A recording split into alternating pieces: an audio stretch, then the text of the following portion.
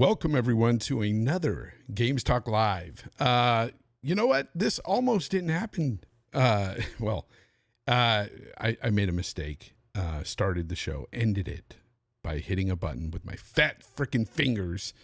Anyways, we're here now, though. We're ready to talk. We've got a lot of stuff to talk about today. Of course, let me go ahead and start off by introducing my co-host, as always, Hargeet Chani. Welcome, Hargeet. Hey, how's it going? How's it been, my friend? How's it been? How's your week? Pretty good. Yeah, we got some fun stuff come out this week, so it's good, right? Yeah. Should be a pretty good show today. We've got a couple of great guests. Of course, everybody knows the one, the only D-Batch. D, welcome, my friend. What's up, man? What's up? We got a lot of stuff to talk about. We got a lot of progression since the last time I was on the show, and I think it's going to be a really exciting show. And it's weird. It's on a Saturday. What's going on? Why are we on a Saturday, Fonz? Because that's when I do the show now, Saturdays. Can't do it Wednesday nights anymore. Just don't have the time to do it then. But we're here now. It's going to be fun. And let me go ahead and not mess up the whole entire show that way. And introduce our other guest this week. Of course, Jake's back. And Jake is going to be sort of a on and off panel member going forward. Jake can't always make it here every week, but when he can, he will show up and he will give us his thoughts on gaming. I think he has a lot of interesting thoughts and opinions on all this stuff, and he plays a lot of games, different platforms. So welcome back, Jake. Welcome back. Glad to be back. Does this, because you've been begging me to restart my YouTube channel again, is this a good enough compromise? I think so. Okay. I think it'll work. I think it'll work. Good for me. Yeah, no, this is going to be a great episode. I'm excited for this one. Well, you get to say your piece here, about gaming and stuff without having to edit and do all that fancy stuff on your channel. You do all that. That's your job. No, I'm not doing that either. I'll just run the show. Welcome everybody. It's great to see everybody here this week. What has everybody been playing this week? I'll start with you, D. What have you been playing? This week what I played, I've been playing Flight Simulator. Oh, yeah. Stalker 2. Those are probably the major ones that I'm playing right now, because obviously they just came out, so I've been really getting into that now. I got a video coming up for Flight Sim where I'm going to compare it on Series X and the PC, and I gotta say, the launch, oh my god, I was pulling my hair out. I wanted to have some footage out, like launch day, at least like something up, and I couldn't get into the servers. I was waiting like 5, 6, I think on the 7th hour, I actually got into the server. And when I got in, the game is pretty good, man. It has some streaming issues, and we gotta let some things settle down with this launch. But those things aside, man, it's a beautiful looking game, and when it's working, it works well. And Stalker 2, a lot of people, I don't know, you would think that the game sucked if you just read the comments on social media. And I never do that. I say, you know what, I just gotta try the game and enjoy it for myself. Judge how good it is. Stalker 2 is a freaking good game. Minus the performance issues on the Xbox Series X. If you have a VRR display, it's not as bad. You can get through it. It's pretty good. If you don't, it can get really bad. But let's just talk about PC. I got a high-end rig, so I'm not having any issues. And on my high-end rig, I got to tell you, this game is fantastic. The story, even the voice acting is good. I was expecting the voice acting to be cheesy.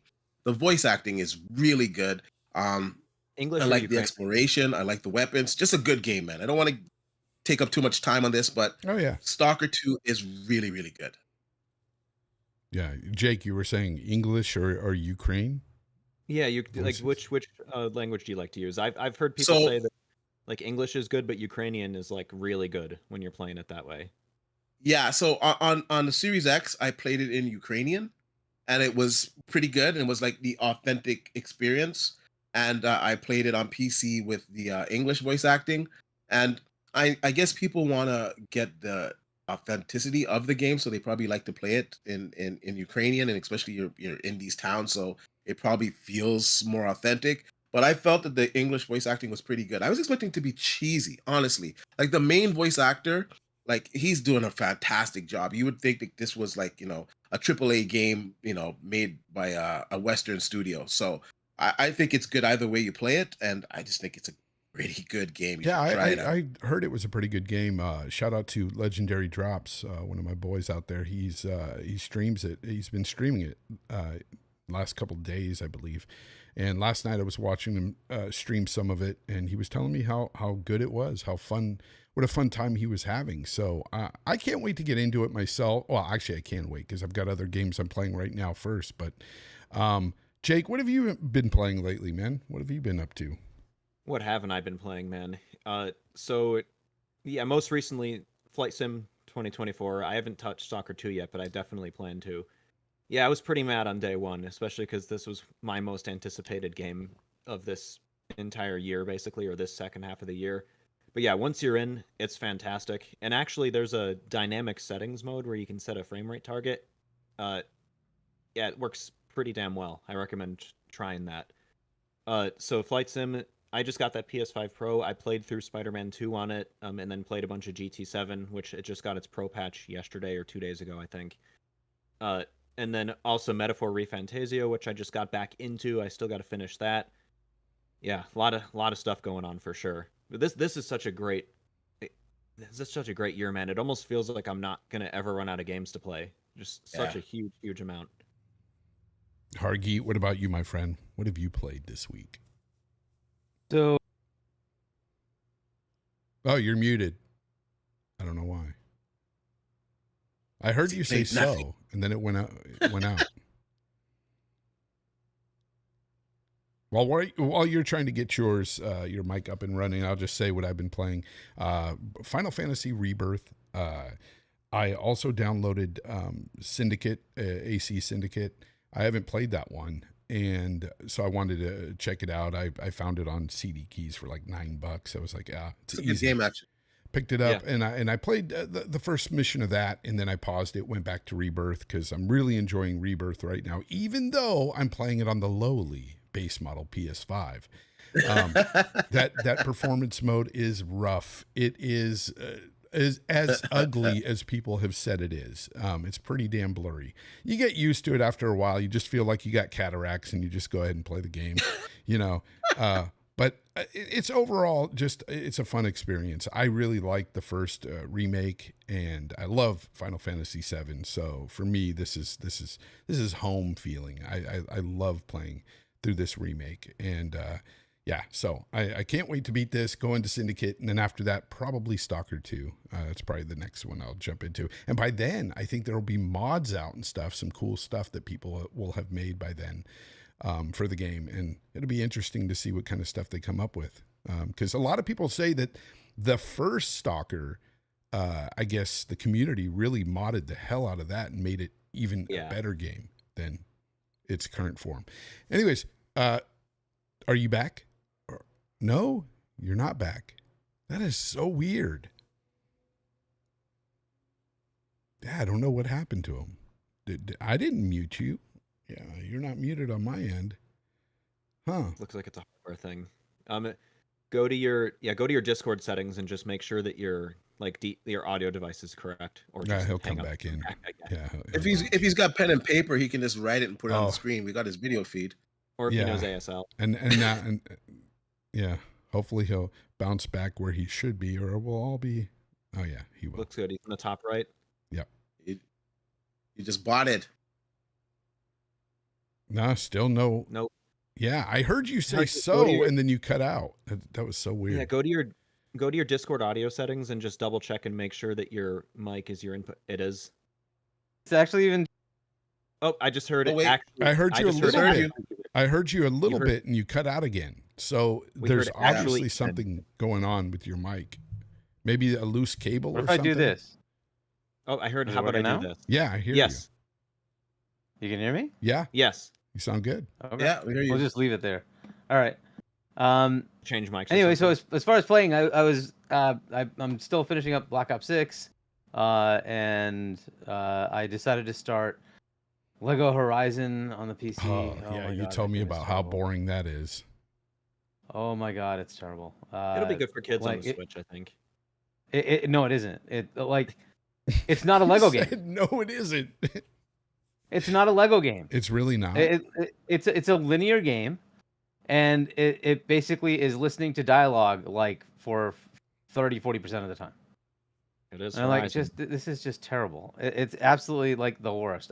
Normally like the Lego games is you break things up and you have a whole bunch of Lego pieces, and you build up all the stuff in the level, and you know like go through the puzzle of the level. And then, no, this is literally just you just walk through the level, attack a few things, and hear a whole bunch of crappy dialogue, and then you go to the next one and the next one.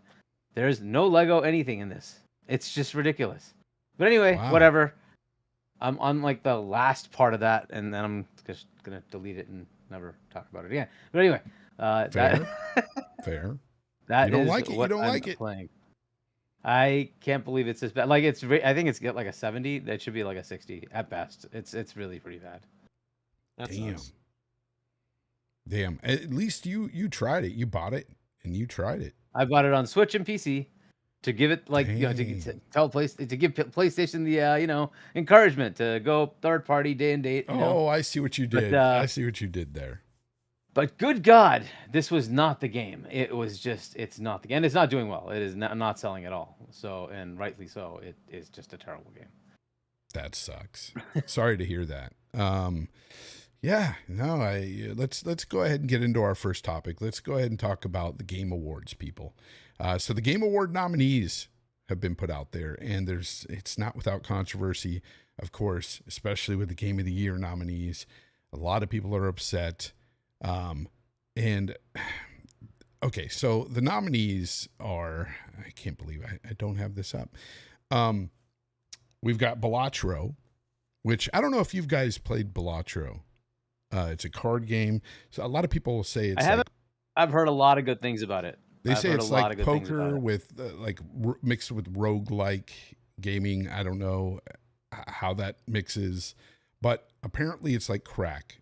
Gaz, he recently started playing it because when this list came out, he was like, what the F is Balatro? Why is that? Why is a card game there? And then about an hour later, he comes back to our chat and goes, guys, don't play the game. It's like crack. Don't play it. Stay away from it. And I was like, really?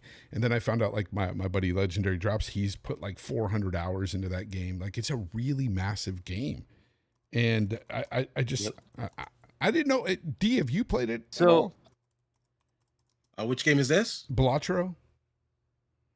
No. I saw this game that got nominated. No, man. Isn't it like a poker game or something? Yeah, it's kind of like a poker game. I saw I saw the basic media on it, and I'm just like, what? Now, obviously, you got to play the game. Sure, it could be fun, but Game of the Year fun? Like, what are we doing here? And I'm not saying that Xbox necessarily had a game that needed to go in there, but that game didn't need to be in there, expecting for sure. it. I'll just say that. I was expecting Balatro to be there. Really? Yeah, because it sold a lot. And apparently, it's got a pretty cool backstory to this game anyway. A guy who was trying to get into the gaming industry made this game to try to, fluff up a portfolio to go into a company and say, hey, this is a game I just made. And, can I get into the, work with you guys? And basically they all loved it and they put it out there and it's beloved by a lot of people. A lot of people like this game. So I can understand it if it's a massive success and a lot of people have bought it and it appeals to a wide range of audience. Of course, it should be up there for Game of the Year. I'm going to say something. Well, first, let me go through the list. You got Astrobot. You got Black Myth Wukong. Black Myth Wukong, which a lot of people, that had mass appeal too. It deserves to be there. And then you have Final Fantasy Rebirth. The whole, remaster thing, but they've changed a lot within that Final Fantasy VII game with these remakes to warrant being there for sure. Because even the story side, they change a lot of stuff. They're like new games, exactly.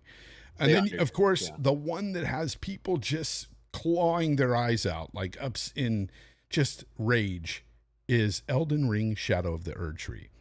And this one's kind of funny to me because I've been telling people it's going to be there. it's going to be there. And they're like, no, it's not. It's a DLC. It can't be. And I'm like, did you play it?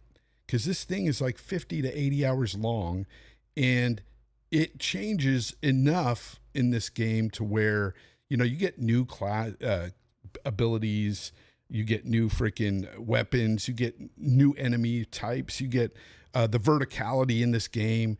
It changes more so than most sequels do. I argued that it changes more in this game from Elden Ring than Spider-Man 2 does from Spider-Man. And so I'm like, I loved it. I think it should be there on its own merits. However, the one thing people get pissed off is that DLC tag. If this was called Elden Ring 2, nobody would have batted an eye at this game being there. But I get the one fact people do say is that you have to be able to have played Elden Ring. You have to play and buy Elden Ring. Yeah, to play and buy this. To play Shadow of the Tree. Yeah, which I get that part of it. But no, I 100% expected it to be there because it is my personal game of the year. That's my game of the year, is Shadow of the Erdtree. 100%. Loved it. I don't know. What do you guys think about this list? I personally think that it shouldn't be in the game of the year. I'm not a huge Elden Ring fan. And you know, not every game's for everybody, so exactly. I don't want to try to take anything away from it because it's beloved by a lot of gamers. So I'm going to assume that it's a very, very good game. It already won Game of the Year. You brought up a good point that you need to have the original game in order to play the DLC. I just, in all honesty, I just don't think it should be in the category of Game of the Year. I think it should go in the category of Best DLC. I think it should be in that category, and I think deservingly so it would probably win. But Game of the Year, I don't think so. I thought there was, Stellar Blade could have been in there in place of that. I don't know, man. That's the one thing. I think that what they went after this year, it was games that had the largest mass appeal, and I don't think a Stellar Blade had that large appeal as any of these games. Metaphor did. So I was talking about this before the show started. I'm playing it right now, and I love Metaphor ReFantasio, and I think it deserves to be in here, but it's an Atlas JRPG. It did sell 1 million copies within its first week, but it kind of fell Do you down think the it was charts a bit. it released too late to get in here? Do you think that's what it probably was? The fact that not technically speaking, but on the level of, well, it only sold this many because it hasn't been out that long, or do you think that just many people it doesn't have that wide appeal you think it does because it's a JRPG? Yeah, I mean, Atlas has some of the widest appealing JRPGs in terms of like sales counts. They do pretty well, but I wouldn't say Metaphor is that far beyond Stellar Blade in terms of like mass appeal. And I actually I loved regular Elden Ring. I haven't played Shadow of the Erdtree yet. Oh, it's so good, bro. So I dare say it's better, bro. It's better. I could totally 100% see it being amazing, but yeah, like MMO expansions, Final Fantasy 14, every time there's a new expansion, it's like 90 plus, critically acclaimed. But you got to buy the base game and the other expansions, and you got to play through dozens to hundreds of hours of content just to get to it. It's not a standalone product. I don't think it should be in there either. I think Stellar Blade's probably not as good of a product as Shadow of the Erdtree is, but it's a standalone product. So that's just my opinion, though. I'm not going to harp on it too much. My personal, out of the ones I've played here, is Metaphor, but who knows? I could try Balatro and get addicted and suddenly decide, or I could play Astrobot, which I want to get to shortly, and I could decide that's it. Yeah. Yeah, you're right. I forgot to mention Metaphor when I said the nominees. But yeah, I think Metaphor overall, Fantasio. like, in terms of spread and games, I think this is actually a pretty good list, at least for the main category. Shadow of the Erdtree, notwithstanding for me, the rest of it looks pretty good. Yeah. I forgot that Metaphor was actually in there. You're right. But yeah, again, what other games? It's like 97 Metacritic or something. What other games do you think that they could the have highest put in meta place? is Astro, and right behind it is Metaphor. No, I think the list was obvious, and the second that note came out about DLCs will be allowed, I'm like, yeah, Erdtree, done. I knew that was guaranteed. Guaranteed it was going to be there. But here's my question, though: why didn't they do that for Phantom Liberty for Cyberpunk? They should have. They put it for if Erdtree- ongoing game. Best If ongoing. Erdtree game. which did is it, which I is think where they're gonna DLC keep is supposed to doing be. But yeah, they didn't put Erdtree in ongoing, by the way. No, Because no. Phantom Liberty was amazing. Like it was really good, in my opinion. Yeah. Yeah, But, it was I mean, really like, as far as this list, it's exactly what it should be. I mean, none of this was a surprise. It was pretty much spot on. Same. I agree. still think Astro takes it, but hey, we'll see. Dude, you're not wrong there. I think that not because it necessarily deserves to be above, say, some of the other games here, but I think just because it's the Keeleys, Astrobot will win this. It's also the 30th anniversary of PlayStation, and it's a game celebrating what? The And don't get me history wrong. of PlayStation. I'm not saying it's because Jeff Keighley himself is going to make it the winner, but if you look at the people that do the voting, the panel, They there obviously are a skew lot towards of it. dude. It blew my mind. Did you guys take a look at it? I wish I had the screenshots to show you guys. A lot of these outlets are more celebrity gossip outlets than they are gaming outlets, and I it just the way it is, blows you my know? mind. I'm like, why is he pandering to like Entertainment Weekly and stuff like that? Like, do we need to go there? I mean, gaming is huge. He wants this to be the Oscars of gaming, and And that's why, so right? he- It ties it in. I But wouldn't be the mad at problem with Astrobot. that is because of this panel that they've selected, games like Astrobot really resonated with this panel. And Yep. if you look at their reviews on most of these, most of the panel there, they absolutely adored Astrobot and It's think still it's the best highest game of the rated year. game of the year. Yep. Right. So if he asked not only me- on just credit, it has the credit, right? It's not like they're just gonna prop it up. No. It literally is the highest rated game of the year. So it pretty much deserves it anyway. So I think it's gonna win Gotti. It's just it's a nice like thing just written, as far as like 30th anniversary celebration game that celebrates the PlayStation history. If Astro There you wins, and go. it means that Sony now has the message like, "Hey, let's get more like platformers and quirky games like this, rather than like big, expensive cinematic ones." Then I hope it made if money. that's what we get out of it, then I'd be happy. But here's the thing, though. At the end of the day, I loved Astrobot. I had a great time amazing. with that game. I thought it was an awesome game, and it immediately after I was done with it, I said, "Oh, this is Game of the Year contender right here." I immediately thought that. So I would not be hurt if this thing won, though my personal Game of the Year is Shadow of the Erdtree. It wouldn't make me upset. But where I would laugh, though, is if Shadow of the Erdtree won, because it would piss off so many people out there. And I would be kind of like fun. to see chaos. I don't know why it needs to like piss people They out. would implode. For me, my game of the year is Wukong. That's just the game for me. And I gotta say, my second, my runner-up is Astrobot. Astrobot, I don't know. The game, I just can't even put it into words. It's just a thing, man. And it just gives you that feeling. And my son and I, we bonded so much on that game. That's when he truly, really became a gamer with this game, because he wanted to like 100% it. Like, we're still going around the world to platinum the game. He wants to get everything in this game. So I don't know, man. It's just a fantastic game, and it's something that I would expect from Nintendo. And seeing it from Sony, I don't know. I gotta tip my hat. I would have Yeah. loved that game as a kid.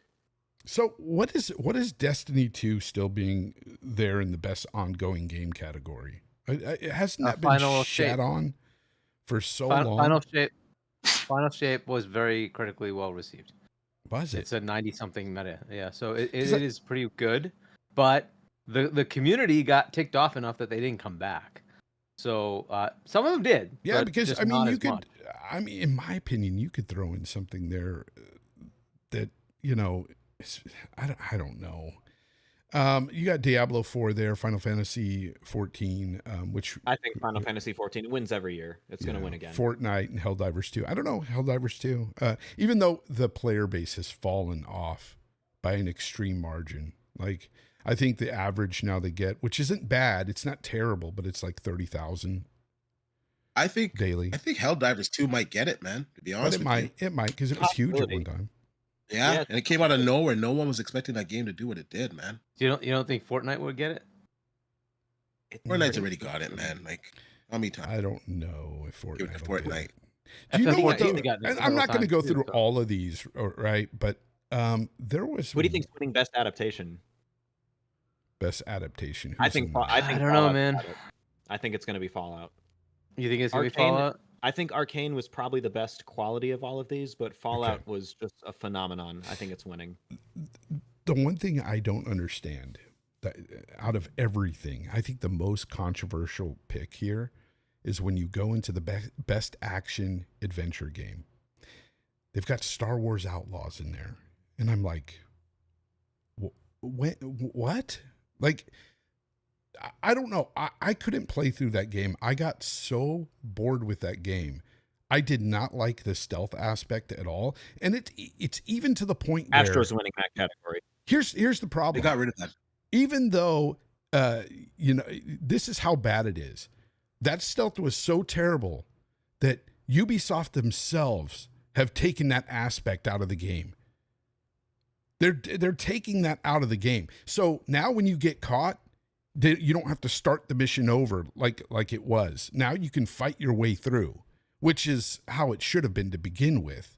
But for some odd reason, that's one of my pet peeves in gaming. When the mechanic is, if you get caught in a stealth mission, you got to start over. I hate that. I've always hated that in video games. I like to fight my way through, or try to. Give me a shot. Don't just say, "Oh, you failed. Start over." Yeah. That Especially when sucks. it's like especially when you're trying to hide from like enemies that would normally be fodder that your character could just take out in one hit. Now all of a sudden you got to not get discovered by them. Now, I disagree, Fahim Scott, and so does a lot of gamers out there. He says Outlaws is a great game, sir. Personal choices, sure, you can say that you like it, and I can't disagree with that because that's your opinion, but I can disagree with that, but I can't say that what you're saying is wrong because that's your opinion. I think Astrobot, like it's got the Prince of Persia's in there, Legend of Zelda Echoes of Wisdom is in there, Silent Hill 2. Yeah. I don't know. I think Astro's got this category handily. Is there anything for best action adventure? No, who do you say who's gonna win it? What did you say? Astrobot. Action adventure. yeah, Out of yeah, all these, yeah, it's yeah. got this one down on lock. Yeah. Yeah. I don't know if there's any other categories you guys want to go through. I don't. For me, it was just like the game. Oh wait, leader best art direction. Sorry, this one pissed me off. I have no idea how Hellblade 2 didn't get a nomination here. For me, okay, we can argue on the game. The game, yeah, the beats, like it's slow and it's a game, but it's not a game, right? But visually, when we're looking at art direction and graphics, I honestly think it was the best in class this year. I don't think anything looked as good as that game, and I think it should have got the nod. And I found it really odd that it got snubbed. Like that game deserved the nod. Come on, Hellblade 2. It looked really good on the console, and it looked amazing on PC. So I understand how it got snubbed. Yeah, I agree. That was the first thing I noticed. I'm going to go against you here, say- Jake. I don't think Metaphor should be there. I think Metaphor is kind of ugly. I think that Metaphor, in my opinion, deserves the win out of the ones in here, but I think it's going to be either Shadow of the Erdtree or Astrobot. I think it's Shadow of the Erdtree, hands down. I think they've created a beautiful Elden Ring world. has great art direction. Elden Ring is just gorgeous, and every time I fire it up, I'm just blown away with that world and how they've designed it and stuff. Black Myth is cool and all. It looks really good, but there's a lot of invisible walls and shit that Metaphor I hate looks about ugly that in game. some screenshots. You like visually? This is really interesting to me. Visually, you like Elden Ring over Wukong. Yeah. Well, Wow, it's art overall, and it's like it's everything about the environments and stuff. And the environments in Black Myth are very misleading. Like they give you a sense of, oh, I can go there, but you really can't. You're blocked off by an invisible wall. Like it looks like you could walk into the forest, but you can't because it just stops you dead in your tracks. And I hate that in games. Like at least put something there, a wall, a fence, or something I can't jump over or something.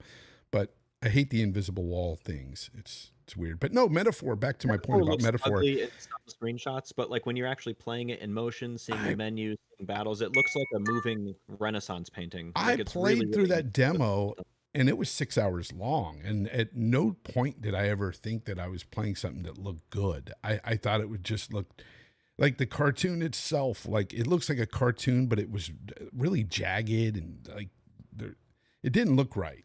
Like the aliasing was off or something. Just wasn't. It didn't have anti-aliasing at all. No It's using an old engine. anti-aliasing. It's using an old engine that doesn't even have motion vectors, so no TAA, no nothing. Well, that's my question about this game anyway. It looks like a game that was primarily built for the Switch, but it's not on the Switch. Yeah, I don't think that old engine of Atlas's is very good with open environments and lots of NPCs. That's where it bogs down. We'll be talking about that later in the PS5 Pro conversation. Oh, for sure, 100%. I think that's this game specifically a good conversation. But there's I don't know if there's anything else you guys want to talk about the Game Awards. I really don't. I think the rest of the categories and stuff is just like whatever. And again, it comes down to that panel.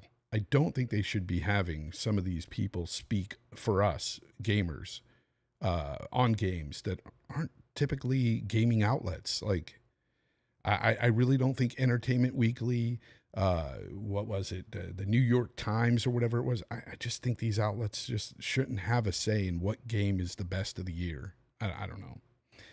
It just doesn't make sense to me. Should be a specific gaming outlet that. But then again, I don't even like some of the outlets that people, put in the gaming category, like Polygon. I think they're out of touch. I think a lot of these outlets that are even gaming are out of touch these days, but that's just my opinion. So the one that was interesting to me or odd to me was most anticipated. It didn't include things like E-Day or Doom or Fable. I mean, we all know what's winning that one anyways. It's GTA. Obviously, GTA is winning, 6 right? is going to win but, that. But what happens if GTA 6 gets delayed? Does it win again next year for most anticipated? It's not 2025. Yeah, it's just not upcoming in general, and we know it. We know it exists. exists. Most anticipated. Yeah, GTA 6 wins hands down. But you are right though. Why isn't Doom listed there? Doom is a massive franchise and a lot of people are excited for the Dark Ages. Yep. I don't get why that's not there. And if you go to IGN site and say what are their most anticipated, number 1 is Doom. And so I'm like, so this is the one that just kind of is a little odd. Again, not it's one that of them, panel, really. bro. It's that panel. It's gotta be. Yeah, right? I'm looking and at this the is Game Awards I'm not Twitter surprised, but it's this is kind of cheesy. They should have picked some E-Day to me was the trailer of all the showcases in June, right? And no, you're not interested at all. No, really? Dude, you want Metroid Prime 4 over I that? love the Game Awards Twitter because they thrive on when they make controversial omissions and then they post who do you think should have been in this category? And right. And they just use that to farm Twitter engagement. Yeah, I mean, I think Doom would have been one of the ones I thought would have been in there. E-Day, I think that should have been in there, right? But whatever. I knew Ghost of Yotai. It's the only game they have. Well, what else they got, right? So obviously they were gonna have that. And then Death Stranding 2. It's freaking Kojima and Keeley. Yeah, they even removed the panel from the website. The website doesn't even have the panel listed anymore because people were complaining. Why do I have Entertainment Weekly? Why do I have the New York Post? Why do I have Pride Magazine? Why are these people speaking for me on Game of the Year?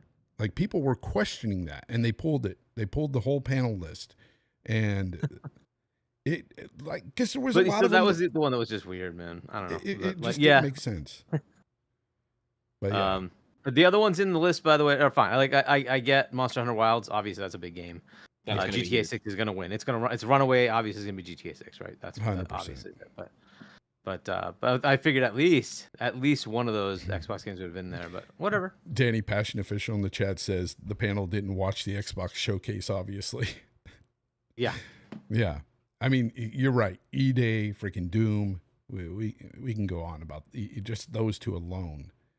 They should have been there for sure, because they had a big impact on a lot of gamers when those were shown.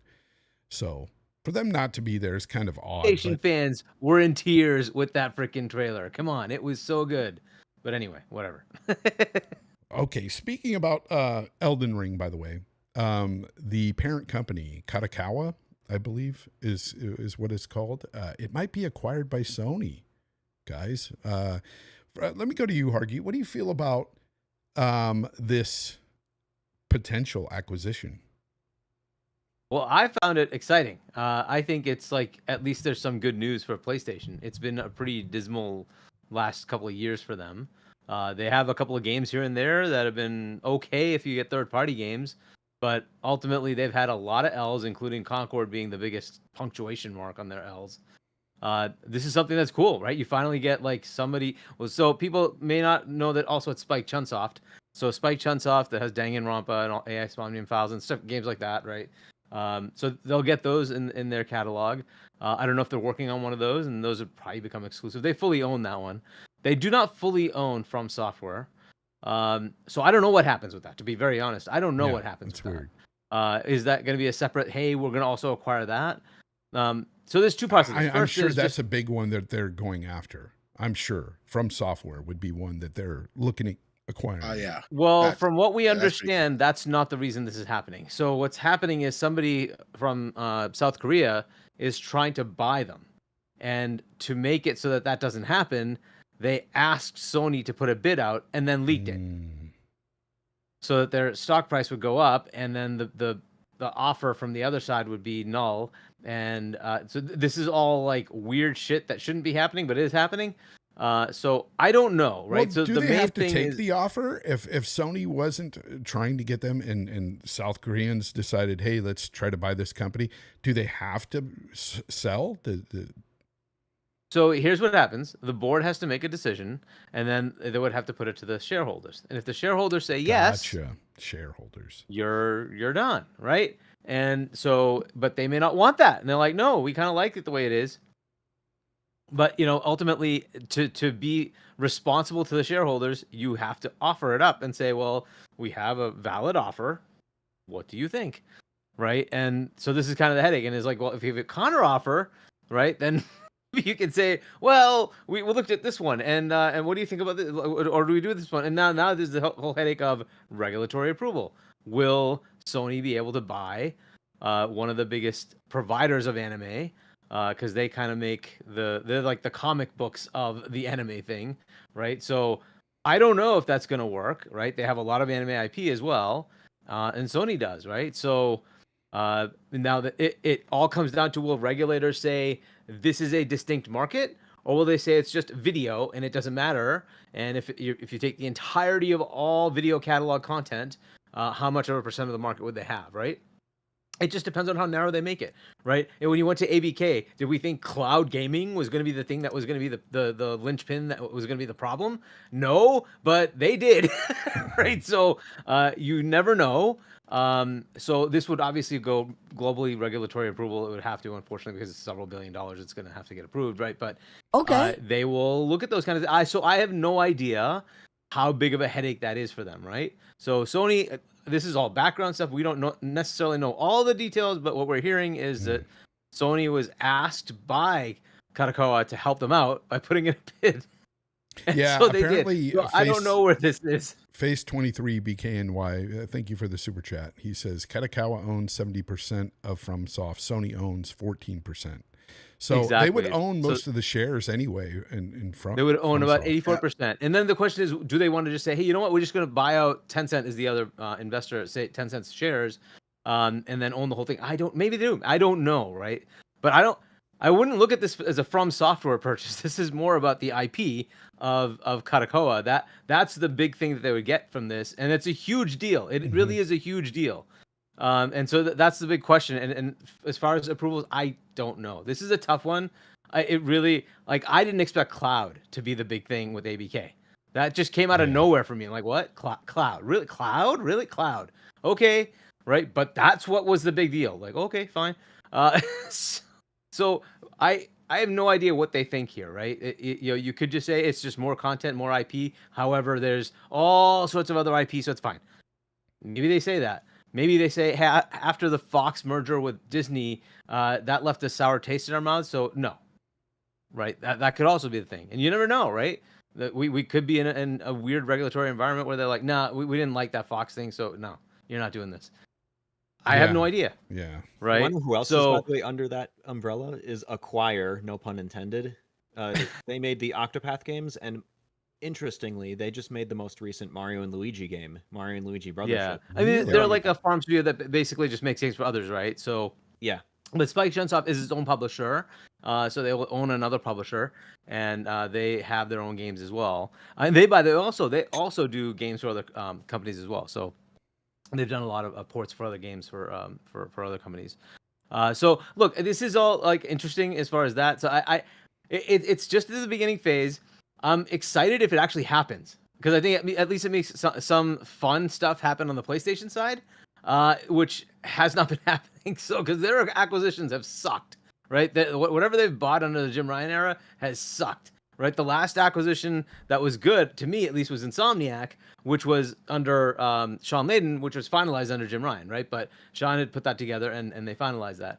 And then after that, I guess maybe you Well, could let me say ask you something though. Would you say that the acquisitions that they have made prior, when Jim was there, would you say those acquisitions sucked prior to them getting those acquisitions, or did they just eventually suck because of the acquisition? That's a tough one. So Nixus, I don't think so. I think that one's good. That's a great I acquisition. didn't understand what I they were applaud buying. Nixus. Yeah, that's Bring an me awesome more one. PC ports, please. I don't know why they bought Savage, which became Neon Koi. I don't know what they got out of that, and then they wanted to make that in some AAA. Like they never released a game, as I understand it, right? And it's like, so you want to make this your mobile play? Okay, that was a weird one. Housemark, take it or leave it. I don't care. And then you had Bungie, which I thought could be good. But here's the problem. The way they structured that was to say Bungie is going to help our studios. Well, the second you break apart the core team that does the work, Yep. you break apart the core team that does the work. That's the problem. You can't do that. And that destroyed them too. So they have been floundering. But to their credit, Final Shape did come out well. However, they kind of lost their community a bit. And I don't know what their plans are going forward. From so that's the worry from software fans. They're worried that if they get acquired by Sony, those kind of things something could happen. may happen, but, and they'll get dismembered, basically so, thrown and to then they have a other- couple more, right? They bought Haven, and that game. I mean, the one trailer we saw for Fair Games was what? What is this? So it just looked like a Payday thing, and like, okay. So we'll see what comes of that. And then, of course, they had, Concord with Firewalk, and well, we all saw how much of a disaster that was. So Make it simple. He sent a $1.99 super chat. Thank you very much. He says, "Can Sony even afford them?" I'm sure they can. yes, yeah, they Yes, can. They absolutely can. they They can absolutely afford them. It'd probably be in that 5-ish, maybe 6-ish billion range, all give and take. So yes, they can afford them. I think they have 12, 14, something like that billion, just cash. They can't use all of it, obviously, right? Because they have to run the company, right? That cash is also there to pay the payroll and all that stuff, right? But I think they can pull it, right? Because they can do a stock trade, they can do all sorts of things, right? And make Take it on happen. debt if need be. Yeah, so it's definitely eminently doable. They were able to buy $4 billion, Bungie, right? So they can. Well, pull obviously, it sounds like you're all for it, Hargeet, and you're all for this type of I think consolidation. it's exciting, and I mean, look, the consolidation of like Spike Chunsoft, which is not going to kill anything. No. and I just want to know, like, consolidation if anybody From here Software. would be against them acquiring Kadokawa. Okay. No, I think it makes sense for the platform. I think they'd be able to really maximize that deal, and I think they're going for everything. Like, I think that's just the process, that the way they're going about it is the way they have to go about it. Once they have all the shares, then they can make those decisions to kind of buy out Tencent, and I think they probably would. Yeah. I don't know. I think it's good. I think they'd probably make that game exclusive too. I would really see them that is a making their big games question exclusive mark. to PlayStation and PC. As to would the regulator say, hey, because it's kind of partial owned, we want to have more investors take up more shares and keep it sort of like Bungie, right? Kind of independent, right? You can still have a majority of the stake. right? But then, so that could be another thing that happens from. I think the bigger question isn't the From Software thing. I think the bigger question is the anime and manga. And if they are able to buy that, they would really have a pretty big lock on that market. And that's an And didn't interesting they do something question. recently with music as well? Didn't they what do you buy mean? into a company that makes like anime music or something? Sony. I thought I something don't know came about up like a anime month music. I ago. know the last thing they got was some theaters or something. Like there was some Yeah. small Okay. cinemas they Okay. bought. Maybe it was. And then That they had own something to do with Aniplex, music. right, which is a creator of anime stuff, right? And they, by the way, they have the contract with Pal World, who was the company there, Pocket Bear, to do the Pal World anime stuff, right? So and do their other content. So that's they have quite a bit, and so I don't know. Well, that's the bigger question mark. So it's gonna be an exciting fight. I'd love to. Just like the ABK thing, we'll have like the like what's going on with the case, right? Like It'll make for fun that'll be draft going on for a reaction while. podcasts.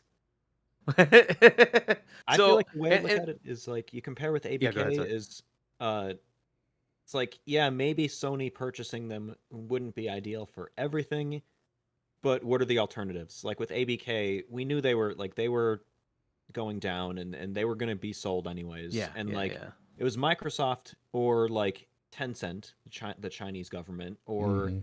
you know, Google. Like, would they really be better? Oh So gosh, do you actually want would anybody Google to? Because they would shut everything down. exactly like so would Google's anybody really horrible. be like would Sony really be a bad choice compared to the alternatives of who could pick this company up?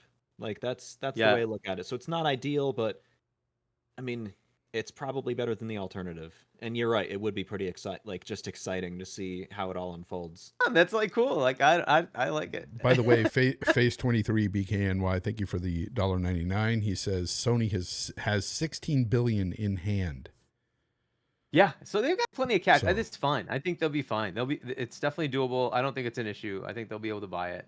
Even if they don't do it all cash, they can do some sort of structured deal. But yeah, they have enough to do it.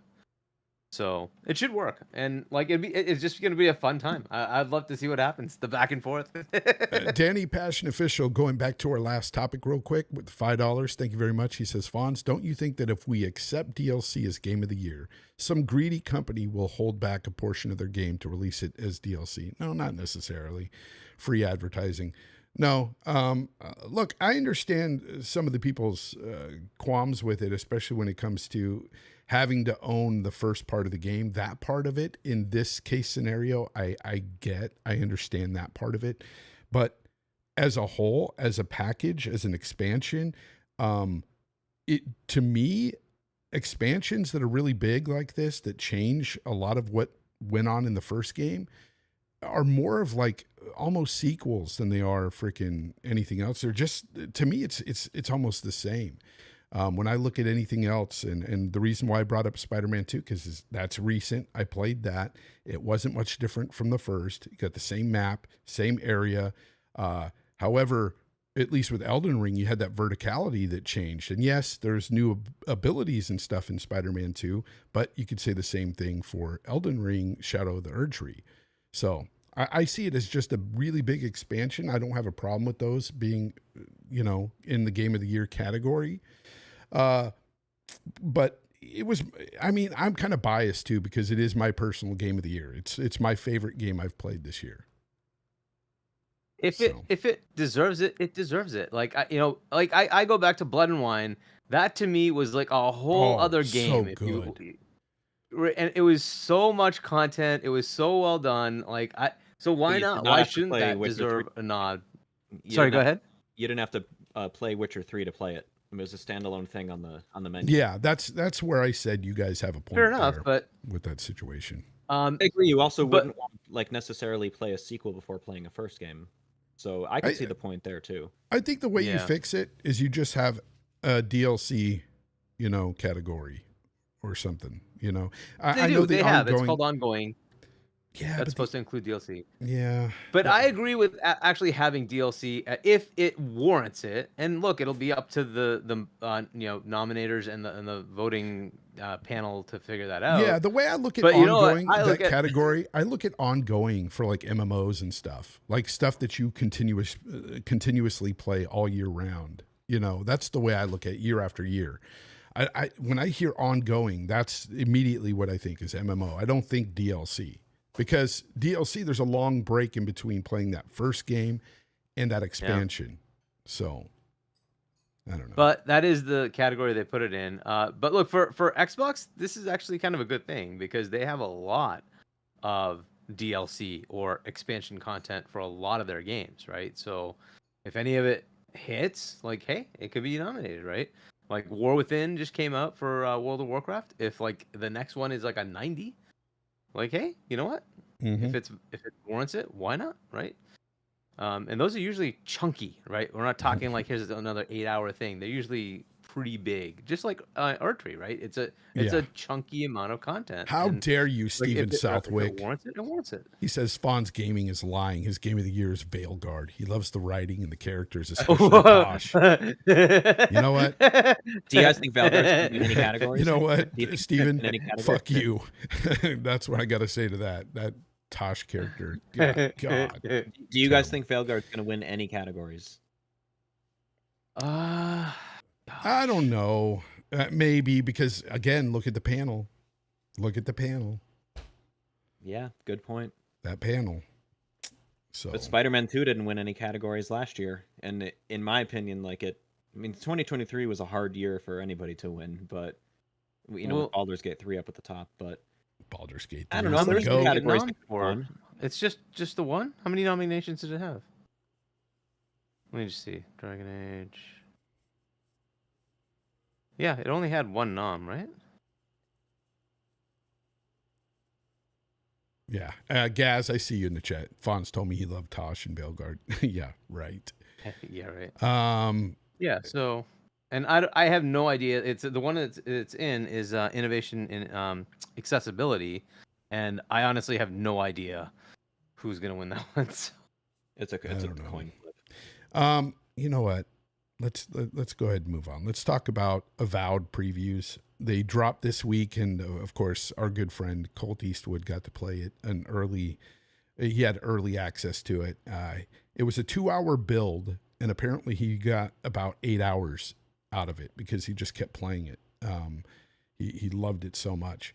And the stuff that he told me about it, it just seems like my type of game. I can't wait. And we know Obsidian, their pedigree when it comes to RPGs, their writing and stuff, it's going to be on point, and it seems that way for this game. And a lot of people that have got to play it outside of, Colt, so many outlets played it and stuff. Everything I've watched on this, I haven't seen anybody really say anything negative about it, which is interesting because a lot of these outlets have said a lot of negative things about other previews and other games, including Indiana Jones, by the way. But when it comes to Avowed, they all say the same thing. This is Obsidian. This is really nerdy, and I can't wait to play it. And that's all I need to know. It looks good to me. And by the way, I got to give Colt a shout out because when I watched all the previews for Avowed, Colt had the best preview of the game. He captured the best moments of his gameplay that made the game look more fun than even Obsidian has put out there. Like, I really liked the stuff that he presented on the screen compared to anybody else out there. Colt is really good at what he does when it comes to like the editing and finding the best shots and just getting the atmosphere right. He's so good at that. And I got to agree with you. What I saw from Avowed got me excited for it. It was on my radar to play, obviously, because I got the Pass service, but it wasn't like, oh my God, I got to play this day one. It just wasn't. And the initial showing of this game, I got to be honest, it left a lot to be desired for me. It didn't look that good. The second showing looked better than the first showing, but it was still kind of mid. But what I saw from Colt's footage and the other footage that's out there, it's a completely different game from what I thought it would be. So I'm actually anticipating playing it now, and it's coming out in February, so we don't have that long to wait. It looks pretty good, man. Honestly, it looks good. Albert G, he said Avowed was being played on a PC and struggled to perform well. Imagine it's going to be on Xbox consoles. Man, imagine nothing, because you where were you at that freaking passion or this kind of energy when it came to Wukong on the PlayStation 5? That thing runs like ass pudding on the PlayStation 5. But I didn't see you talking ill about it at all. Jake, what do you think about Avowed? I mean, people are gonna question my gaming credentials for this one. I really liked Elder Scrolls games, but I wasn't like a massive super fan. So this one wasn't like at the top of my radar either. Actually, Fable was more at the top of my radar beforehand because I trust Playground Games to put something good together. But I don't know, man. I saw Kofi's preview, which I thought was pretty good, and then I saw Cult's, and I mean, I don't know, man. It's looking more and more like a day one buy to me. I do question the performance, even though this is a preview build. It's UE5. It's gonna be there's gonna be problems. If you have a powerful PC, you'll be able to brute force past most of them, and I'm sure it's Obsidian, so I'm sure there'll be shader pre-compilation, and like it'll probably be good for UE5, but it'll still be UE5. But I don't know. It looks like it's gonna be good.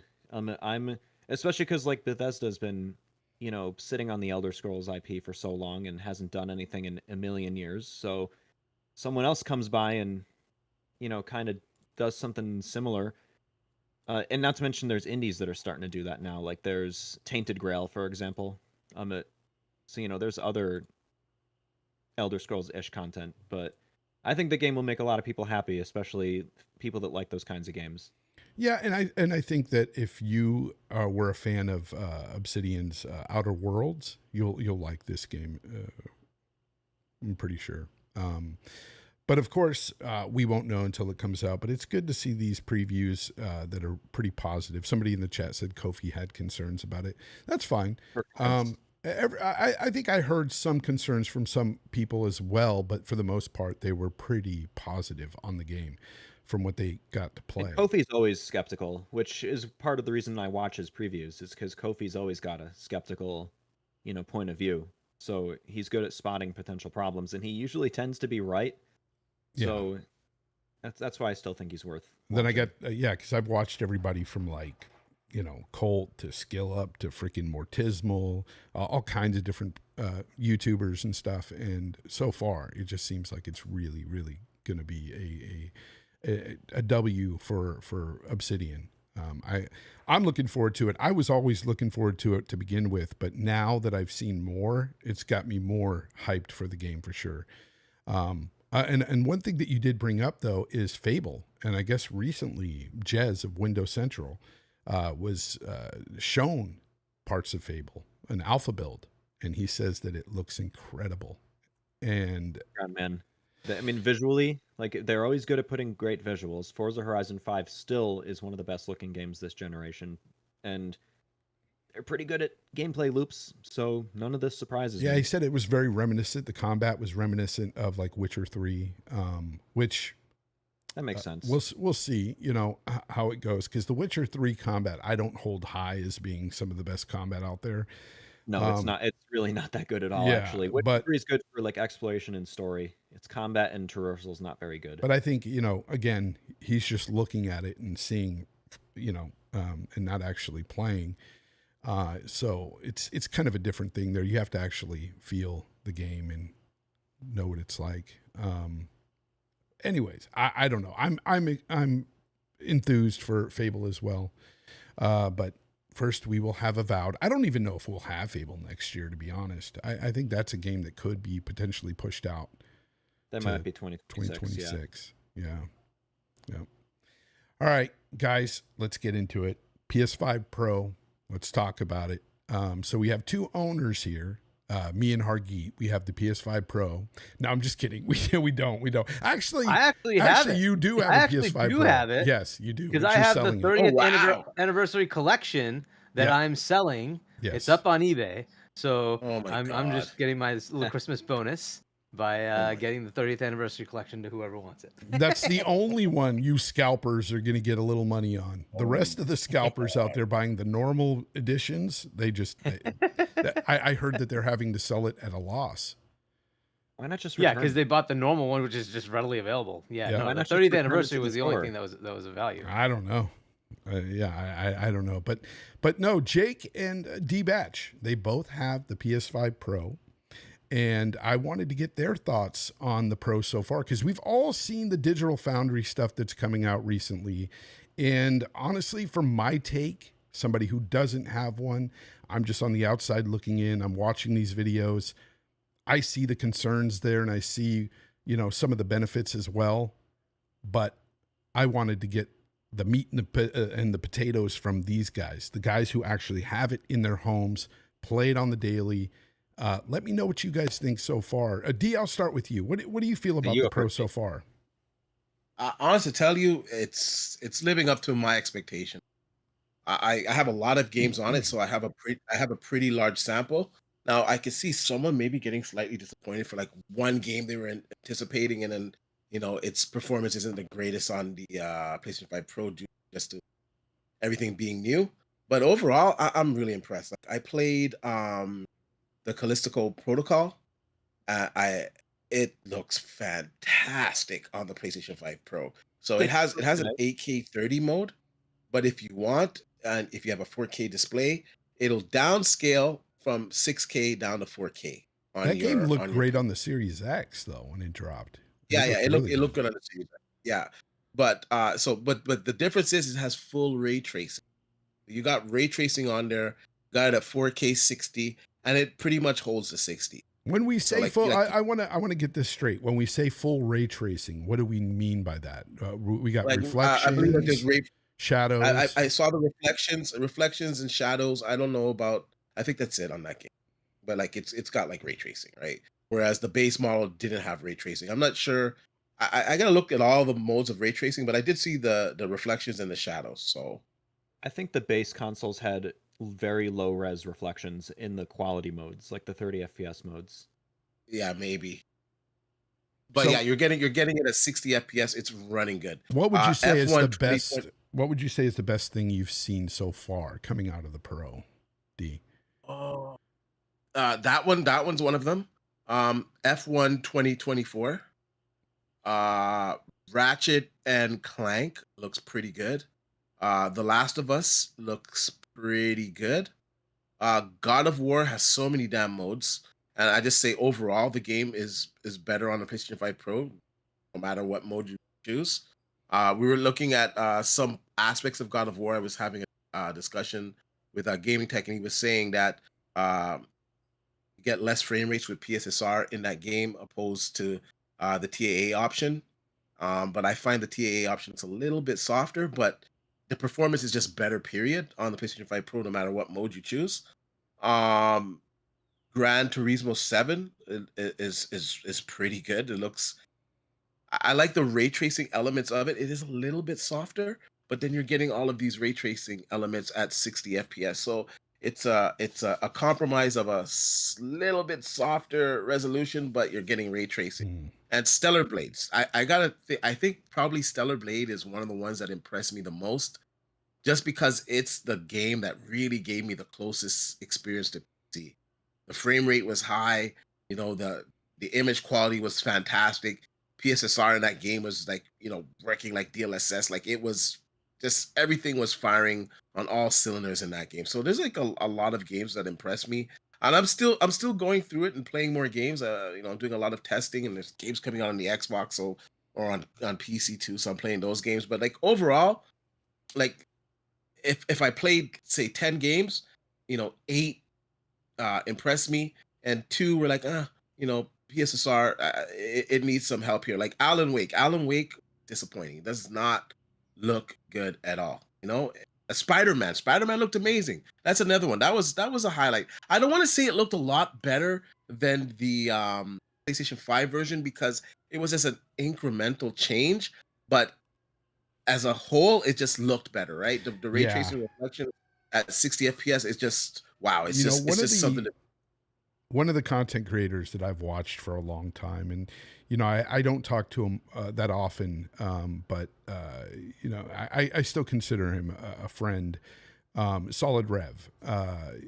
he did a video where he had the PlayStation 5 Pro for a weekend, and he tried all his games and a bunch of games between PlayStation 4, PlayStation 5, and he wasn't noticing enough a difference for him to justify keeping it. So he returned it. And, I love his honesty, on his channel. And I don't think he was buying it just to shit on it. I think he honestly bought it to try it out himself and to see for himself whether or not he was going to get a better experience with these games. And it made a lot of sense to me, and it kind of validated my current stance on it. I know I don't own the Pro myself, but I just personally, for $700, when I see it, I kind of see what Rev was talking about, where if you don't see that immediate difference, or it doesn't really jump out at you on most games, like, why would you buy it? So where I'm going, I disagree with that. Okay, go ahead. I think I just disagree with that. On the games where where some people say there's not a huge visual difference because it's just running at like a higher resolution with a little bit more ray tracing, they're like, it looks similar. Those same games on the base version are running at 30 FPS, where on the PlayStation 5 Pro they're running at 60 FPS. That is a big difference. Some other games, where they run at 60 FPS on the base, they're running at 120 FPS. That's on the interesting, because Pro. I want to ask you about that. I'll ask you both this question too. When it comes to that, how the games look, a lot of times you hear, well, they look like the quality mode or even better, but at the performance mode frame rate. So you get the 60, but you get that quality mode look. Yeah. Is that true? Does it look like the quality modes? Yes. I would say on the base model. At least in I terms would of say on image quality, 90% of the mostly. games, yes. Okay. Yeah, at least in terms of image quality, like maybe the settings don't always match up. For example, like in Ratchet, like the settings don't always match up, but the image quality tends to be usually there, sometimes even better. If it was like a really bad TAA implementation, like Rebirth, which I'm sure we're going to talk about. Yeah. That one's quality I mode. forgot about Rebirth. That just used regular TAA, and Square Enix in those games uses an extremely old, outdated, horrible TAA implementation, which is part of the reason performance mode looks so bad. So I'd argue that the 60 FPS Pro mode in that looks better than the quality mode on the base PS5. But for the most part, it's not the overall visual presentation. It's usually the settings, or the image quality, I mean. So let me ask you, Jake, since you own one too, I'll bounce back and forth between you two. Now, what would you say is the best looking game you've seen personally on the Pro? I wasn't bouncing around like too many games. I played through Spider-Man 2. I started off in the Performance Pro mode, but then I learned that for the most part, the Fidelity Pro mode, where you can turn on like RTAO and RT shadows and make the reflections native resolution. In most scenarios, that was actually in like the high 40s to mid 50s when you're in the overworld. Yeah. There were some moments though, like for example, I don't know if you saw this, but the first mission, I don't want to do spoilers, but the very first time, we already know that Peter got this. It's not a spoiler because this was in the trailers. When he first got Venom, the Venom suit, and was that very first fight after that MJ mission, I was seeing it bogged down into like the 20s and went to like a slideshow at a certain part. And then also Insomniac engines, I noticed this in Ratchet and Clank on the PC. Insomniac engine, when you turn on ray tracing shadows and go into an area with a lot of grass, it tends to be pretty heavy. Like what's that planet with those creatures that sound like they're from Wisconsin in Ratchet and Clank? Do you know what I'm talking about? Like that's that jungle planet. Yeah. I haven't played it. When you go to the graveyard in, like when you go to visit like Aunt May's grave, for example, there's a lot of grass there. That the frame rate just tanks when you're in that area. So it's not perfect, but Insomniac does frame it as like these are experimental settings. These are just to try things out. They're not expecting you to crank it up and play like that. Yeah. So I'm not going to fault them for that too much. What I think about, like, I do agree with you that it's kind of an incremental upgrade for Spider-Man 2 because Insomniac's temporal injection was already pretty decent. It's certainly a lot better than like checkerboarding in my opinion. I want to add some context. Like, Okay. I don't play my PS5 or any of my consoles on a TV. I have everything hooked to my computer monitor, so I'm sitting just feet from my monitor. It's 32 inches. It's a QD OLED 4K 240 hertz. So I'm up close and can see things. So if there's a difference in something, or even just little things that you may not see at TV viewing distances, generally in my setup you'll see it. Like if you go into Spider-Man 2 and like even in the Fidelity Pro mode, if you tilt the camera to like a bright setting, so like up into the sky or at a bright reflection or something, and you move the camera, you'll see like a film grain effect, which again you won't see that at TV viewing distances, but if you're sitting right in front of your monitor, you'll see that. And it's kind of like a very toned down, less noticeable version of the grain that you see in like Alan Wake 2. So just a growing pain for PSSR, and I think that'll get fixed over time. Best Uh, image quality, best looking game I've seen so far. The Horizon games, Forbidden West and Zero Dawn Remastered. That doesn't use Yes. PSSR though. Yeah. No, it But doesn't. those look pristine. They're perfect. Yeah. And that's just due to the brute force of that extra horsepower in the GPU, Yeah. right? It has a different upscaling algorithm, but it's does not checkerboarding. Like base PS5, it was okay, but it was a little unstable. It was checkerboarding. This one's pristine. Like it's perfect. It's one of the in my opinion, it's the best looking image quality wise first party game. Yeah, I totally forgot about that game because I'm playing so many games, but you're so right. That game, it looks native 4K. I'm sorry, it looks It does. native 4K, like you're playing it on PC. It's very, very close to DLSS on PC. Danny Passion Official, thank you for the $2. He says D could have bought a camera with that PS5 Pro money, and he could have shown himself today. Yeah, he could have. I got several cameras, man. Oh, I want to talk man. about GT7. I break them with my mug. See, that's the problem. Go ahead. I want to. Why is everyone wanting me to go on camera so bad? Holy smokes! Consistency, because us, we're all on camera, but I don't. So whatever you want to do is fine. GT7. So I actually do racing on the New York safety track, Watkins Glen. Like I'll take cars out here because I live only a couple hours away from those.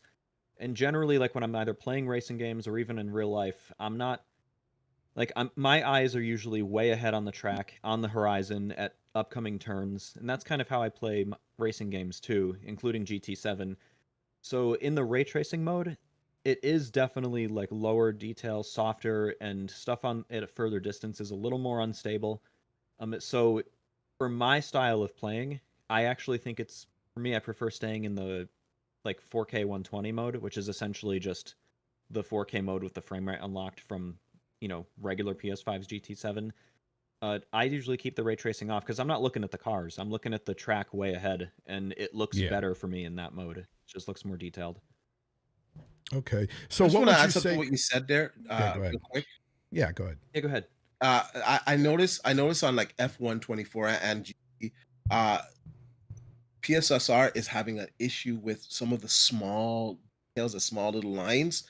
So some of them they kind of break up ahead. I noticed that too because I kind of look far ahead because I ride like electric bikes and stuff, and I gotta be wary of idiots. So I'm always like pinpointing straight up.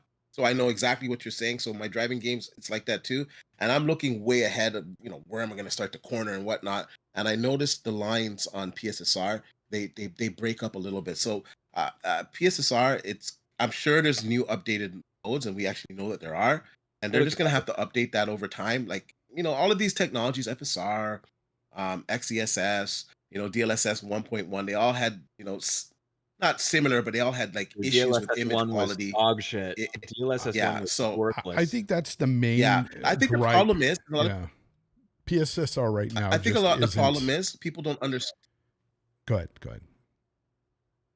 No, I was just going to say, I think people don't really understand the technology, what it truly is, that it's machine learning AI, that it actually learns over time and it gets better. And it gets better the more it's used and the more practice and the more models and the more games that get put through it. And that's how it gets better over time. So people, it does suck at launch, obviously, that we're having some of these issues. But at every launch for every console, every new time, going to have some type of issues. The good thing is that this definitely will get better over time, and maybe Jake can speak a little bit on this. At least there's the tools at launch, right? The tools are there. Yeah, at least they've got it. Yeah, no, I 100% agree. It's definitely getting better over time, and I think that it's on PS5 Pro now because the type of people that are going to buy the PS5 Pro, it's not for normies. Like normies that they're better off just getting a base PS5 because most of them don't care anyways. It's for the people who want to, like, people who play a crap ton of PlayStation games, want to be on the cutting edge of tech and be like an early adopter for a new technology. So, like, AI upscalers, the whole point of them is that, like, with traditional algorithmic upscalers, like older ones like TAAU or checkerboarding, or newer ones like FSR or TSR, like, the whole point of AI upscalers is that you're supposed to be able to do like high upscaling factors, like 1080p to 4K or even below that, and have like sub-native post processing, like depth of field or whatever the case may be. And the whole point of AI upscalers is that they're supposed to be able to still deal with all of that and still have at least relatively stable image quality. DLSS does that just fine. XeSS not as well, but still pretty good. PSSR at the moment is not really good at dealing with like sub-native post-processing, high upscaling factors. It looks really nice when you use high input resolutions like Rebirth, or as you were talking about Stellar Blade, that is like 1800p to 4K, and it looks better than the native mode because it just used a regular Unreal Engine TAA. It'll definitely be able to over time. But here's my problem with that though. Like, isn't the point of AI upscaling to help those with lower resolutions to get upscaled? That is the point. And so I think that if you're buying a PS5 Pro right now because you want to get on like Star Wars Outlaws and not have it look like, extremely grainy and horribly unstable at low resolutions, it ain't there yet. It will be eventually. But if that's your main reason, like you want to buy a PS5 Pro because of games like that, Silent Hill 2, which they actually just took PSSR out of the performance mode in an update in Silent Hill 2. That's back to TSR. So they just removed PSSR altogether to eliminate the issues they were having. Exactly. They're probably going to put it back in a future update when it gets improved. But like, if you early adopters are just used to this stuff, you're going to have problems. You're going to have problems. You're going to be paying more for hardware. But I think like PS5 Pro owners are generally going to understand that. But if you're not, if that was your main goal, I don't think you should be buying a PS5 Pro right now. But all the telemetry and data and training for people that do have the PS5 Pro now is going to make it so that when the PS6 launches, PSSR is basically going to be perfect. So you're calling yourselves beta testers right now. Okay. The PS6. No, exactly. Not beta, but like early adopters. Yeah, early adopters. Yeah, but Fonz, the way that these models of iteration works, they happen behind the scenes, right? So right now we already have confirmation from the developers that there's a newer version of PSSR that doesn't have this issue, that is resolving a better thing. And part of the issue with Jedi Survivor was that it was running on a different version of Unreal Engine, and Unreal Engine 5 plugin for PSSR, it resolves much better quality at a lower resolution too. So this is happening. So what happened on PC, when there's new versions of DLSS, we can just take the DLL and just throw it into the old game and it'll work, and you're getting the new version of DLSS in that game. On PlayStation 5 Pro, they're going to have to manually put it into all the games, obviously, because we don't have access to that. I think it's attached to the SDK version you have, which is how Unreal Engine's TSR works. Like, it's attached to the version of Unreal Engine you're using, I think. And I think Sony needs to make it so that it is extremely easy to update PSSR standalone, just like it is with DLSS, so that developers do it in a patch without having to update the SDK. That'll be important. And I think a lot of what I'm hearing from both of you really is that my assessment right now is right for me and many others like me, in that the PS5 Pro is not for us right now, especially if it's just not working as intended, I'll say. Yeah, but no, that's where I disagree. Yet. No, that is that's blown out of proportion. It's okay if we have a sample rate of I don't know, 100 games. That's obviously 100 games. I would say 90 of the games are working really well, and like 10 of them are not working well. But everyone seems to be focusing on the 10 games where it's not working well, and that common sense tells us that they're going to get patched and they're going to get fixed, and they're just ignoring the other 90 games. So we have a host of other games that are an doing assumption, what they're supposed to do. That's an assumption we have, or we an expectation that, hey, they'll get fixed. But then when you see an update come out that's saying, we're just going to remove PSSR for now, I don't even know if it's for now or forever. Who knows if Alan Wake 2 will ever get a PSSR update again? But apparently they removed it out of the performance mode. And Silent Hill 2, sorry, not Alan Wake 2, Silent Hill 2. And it's one of those things where I'm hearing like, yeah, the PSSR, it's got a lot of issues right now. It's going to get better. It's going to get better. Well, then a lot of people out there aren't going to jump on this machine if it's not there yet. Once again, on the sample rate, it's only a few games that it's not running good in. It's not like all the games. That seems like a lot, D. I think my mindset. I just give you an example. If there's 100 games, 90 of them are working great, and there's an issue with like a small 10% of them. It's like Stellar Blade, it's running good. Ratchet and Clank, it's running good. Spider-Man, it's running good. God of War, it's running good. Final Fantasy Rebirth, it's running good. And then you have a game like Alan Wake where it's not running good.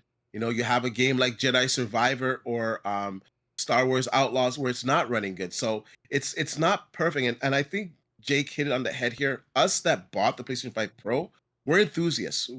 In order to take advantage of the PlayStation 5 Pro, you have to have like the top of the line TV to take advantage of those features. So someone that is buying PlayStation 5 Pro and has a top of the line feature TV understands what to expect, from this technology. And the issues that we're having, some of these issues on these games are going to get patched out quickly. Some of these issues, they'll have to go back in and take out the version of PSSR maybe in a month, 2 months. But I can confidently say that within 6 months' time, you're going to have much better iteration of PSSR on these games. So it's not something that we're going to be beta testing for 3 years and it's going to be a horrible situation and then it's all fixed with the PlayStation 6. That's not how it works. The iterations will happen a lot faster. And the developers have already told us this from Respawn. That's an expectation though that you have as an early adopter. You expect it to get better as it goes on. You want it to get better. If you're not the like Xbox, the early adopter, hold on. I get it because people are just going too hard on it. I'm not saying it doesn't have issues, but they're just over exaggerating these issues. When the Xbox Series X came out, do you know how many issues there were with it? When FSR came out, do you know how many issues were with FSR on the consoles when they first came out? The Series X was fine. It's just PlayStation 5 too. The Series X just didn't have the tools. This is what happened with a new console. The tools never came out. Well, okay, but even so, the PlayStation 5 tools never came out. All jokes aside, the PlayStation 5, it had its tools and it had a lot of issues at launch. This is just something to expect with the launch of a console. You don't expect everything to go perfect. When the 5090 comes out next year, it's not going to run perfect at launch. This is just the nature of the game. Now, if all the games are performing at an abysmal level, then we can say that PSSR is truly terrible. It's not. Face 23 BKNY, thank you for the $1.99. He says Final Fantasy Rebirth is at a 1080p internal res.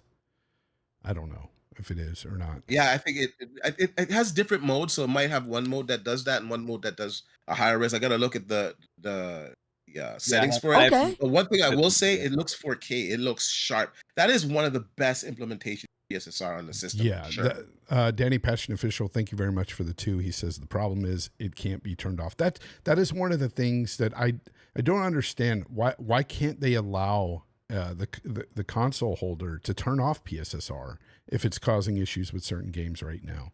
I'd like to see every game have the God of War approach where you can choose like, hey, put the old one on if you want to try it. Yeah. So that does allow you to do it in that game. There's certain games that do. Ratchet 2, I think. I agree with both of you guys in different ways. So D, I 100% agree with you that like, yes, it absolutely, like within 6 months to a year time, we're not even going to remember most of these issues. It's going to be totally fine. And by the time the PS6 launches, which is what Sony really cares about for PSSR, I think it's going to be perfect. But with Fonz's point of view, I think that if you're not in that, like, if you're not the kind of person who goes out on a new GPU launch and buys like a 4080, 4090 or whatever, you're not an early adopter who constantly wants to have the cutting edge and you expect issues. Yeah, the PS5 Pro is not worth buying at the moment if you're not specifically one of those people. Well, here's my question on the whole. We're not going to even be thinking about this 6 months to a year from now. It lends well with this super chat here. Make it simple for $1.99 says by the time the games get patched, this PSSR anyway, PS6 will release. Now, Got another few years. now for that, here's the thing. I'm not going that drastic, but if you look at even FSR today, it still has its issues. If you look at DLSS, it still has its issues. DLSS Like, is damn nothing is perfect. DLSS is DLSS is No, dang near DLSS's perfect. frame gen is DLSS not perfect at all. The frame Its gen frame is gen perfect, sucks. but the upscaling. The Actually, you know upscaling what? is perfect. Speaking of frame gen, I usually hate frame gen. I just usually I don't like hate it. frame gen. I use it in Stalker. I compared the image quality. I was like, what the hell? There's no degradation of the image quality, you know? And the latency was pretty good in Stalker too. So it depends on the implementation of frame gen. But yeah, on the whole, frame gen is kind of yeah. But FSR will never overcome certain hurdles with their technology because they're limited, right? They're limited. Yeah, FSR is limited currently. Yeah. Now, if I heard though that AMD is going to have like whatever it is, the next implementation, FSR 4, that'll be hardware based, right? Yeah, Yeah, that's gonna it'll be be AI accelerated. Yeah. Yeah, Yeah, they've yeah. already said that. Make it They simple. Thank they you for the turned on that, by $1.99. the way. He says FSR still has issues. Yeah, I just said that. I didn't even realize you wrote that. Danny Passion, thank you for the 2. He says D confirmed old games runs well, new games not. No, It because is he said actually- it Stellar is Blade actually it runs pretty- great. It is pretty F124. consistent, like it is pretty consistent that at the moment, low res, Pod. like low input res, sub native post processing games, PSSR struggles with. Yeah. It's pretty consistent. Yeah. Pretty much most of the games with good implementations have native post processing and relatively high input resolutions. Again, early adopter. So what do you think the biggest issues are, the biggest hurdles with the PS4, PS5 Pro are right now? Is it PSSR? Yeah, just stop up-resing from using it from a low resolution for starters. Get the new version out to the devs so they can implement into their games, and that's pretty much it. I noticed some little weird things like the CPU pushing above its weight. To be honest with you, in certain scenarios, I was expecting the CPU performance to be a little bit worse on it, and it's not. And in certain scenarios, I expected the GPU to be a little bit better, and it's not. And in some situations, the GPU performance is exceeding what I thought it would be.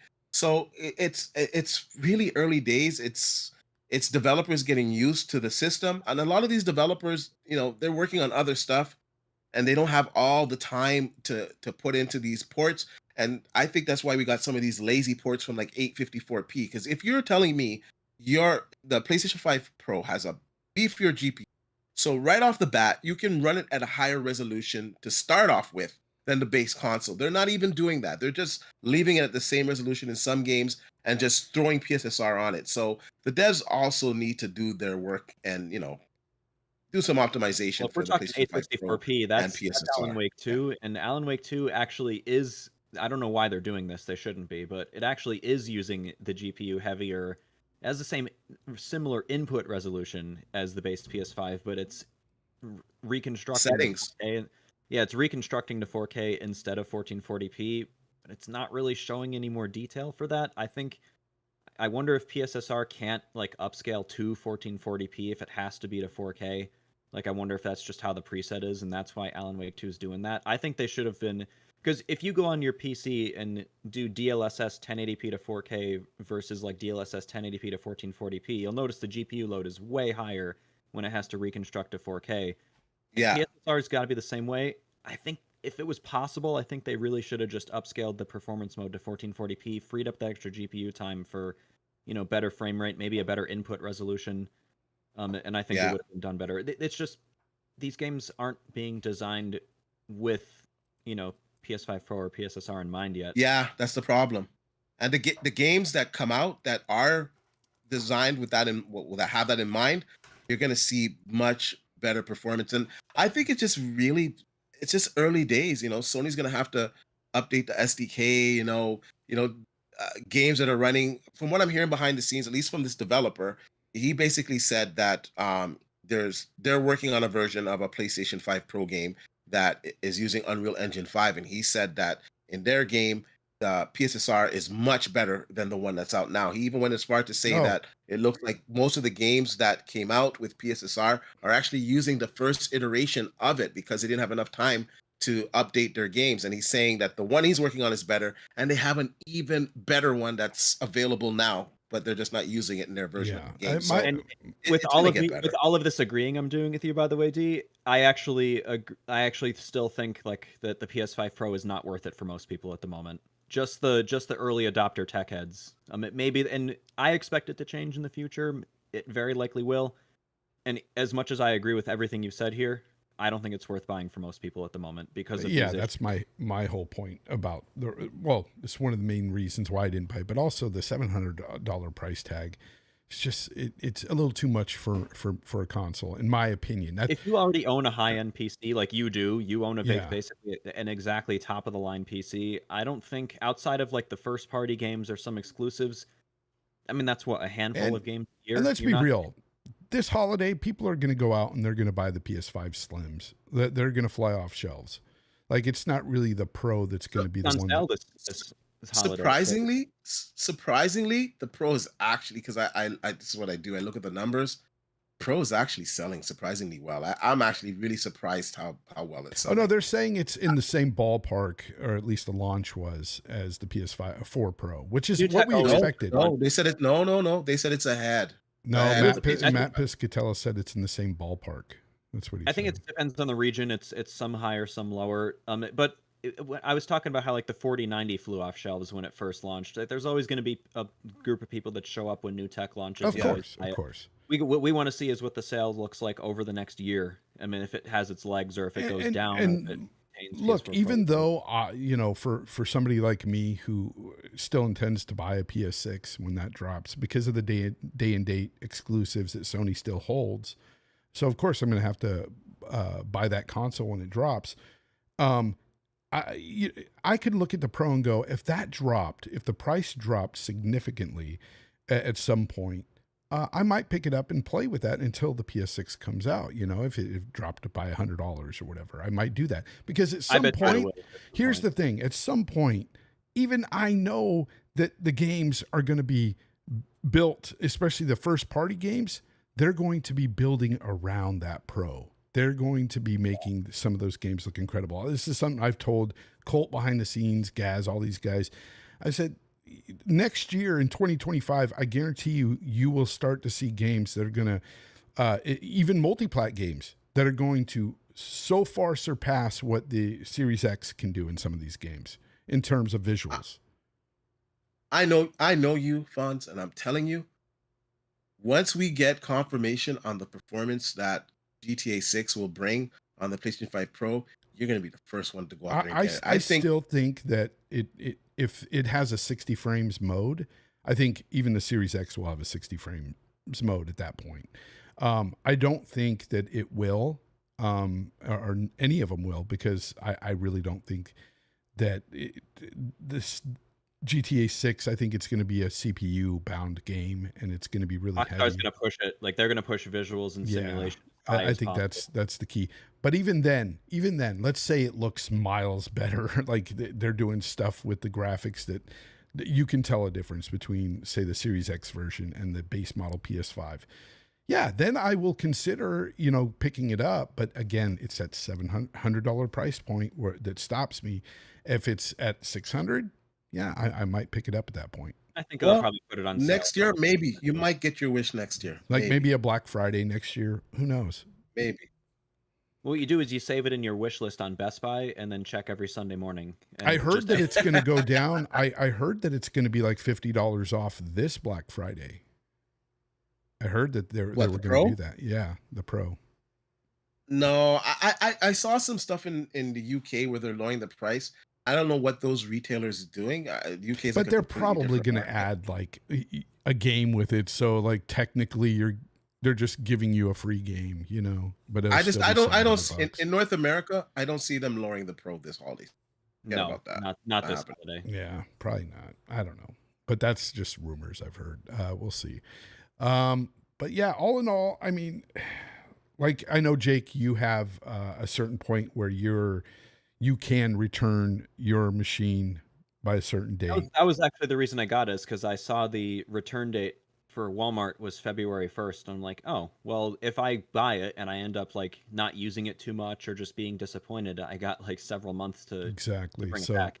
So So we'll see what I think. So far, are you in the camp that would say that you're leaning more towards keeping it or returning? I mean, the thing I'm look at is, when you have a high end PC, like the only thing you're really going to be playing this for is exclusives or for games with really horrible PC ports. Yeah. Like we'll see what Rebirth looks like on PC, considering how Remake. I actually think Rebirth might actually end up being okay on PC. Square Enix has kind of a different mindset now, but you know, Hopefully no stutters. yeah, seriously. Well, Remake doesn't even have a shader pre-compilation because that was ridiculous. that was before anyone like was pointing that out as an issue. So we'll see what Rebirth is like. But like, if you have a high-end PC, all you would be playing on the PS5 Pro is those first-party games that you really don't want to wait for, and that could be totally valid. Like you could really want like AI upscaling image quality and those first-party games, and that's valid. But if you got a PC that blows even the PS5 Pro out of the water, how much, like, is that $700 really worth it for you? Are you going to get much out of it if you're playing on your PC most of the time anyways? That's the decision you should make. Mm-hmm. I'm not the average consumer. I'm not someone to look for in terms of purchasing decisions. I buy stuff just because I want to try it and I think it's cool, not because I think it's some sort of smart decision. I mean, it's... we wouldn't be in this hobby if we always made smart decisions, bro. I mean, I also play guitar and piano and I do car mods, so like every hobby of mine is stupid financial decisions. Yeah. Just Septic to sauce. add to I what- agree with you. PC is the way. By the way, Just to add to what Jake said there. See, now I'm a high-end PC player, and I found what I was doing is that I'd get the games on PlayStation 5, like the exclusives, because I hate waiting. And I would get them, I'd be like, oh, man, this is going to come on. And this is going to look so good. I'd be like, yeah, okay, whatever. I got some coverage for the channel, whatever. I'm just going to wait till see. And I ended up double dipping. Now, with the PlayStation 5 Pro, with the PlayStation 5 Pro, I know I'm not going to double dip because I'm going to get a really good looking 60 FPS mode, which is all I need for those games. Now, they got a lot of third-party exclusives on the PlayStation 5 that don't come over to the PC or that come over like a year and a half later, 2 years. So that's another reason for me to own it. And then once again, I'm not really sacrificing too much because I'm getting that PC like experience. And then of course, like the sports games, because sports games on PC, I don't know. It's not the same audience. It's not as fun for as many gamers as users. So I tend to play them on console. So for me, it makes sense. And I'm seeing a substantial uptick in performance on the games that I play. And the games that, aren't performing as well, I don't really play those games. I don't want to take away from anyone that is experiencing disappointment on those games. But for me, personally, overall, it's a no-brainer. It's like $250 more than the base PlayStation 5, and I'm getting, at least at the very minimum, double the frame rate in most of these games in their quality mode. It's offering me double the frame rate on the PlayStation 5. So on the PlayStation 5 Pro. So for me, it's worth it.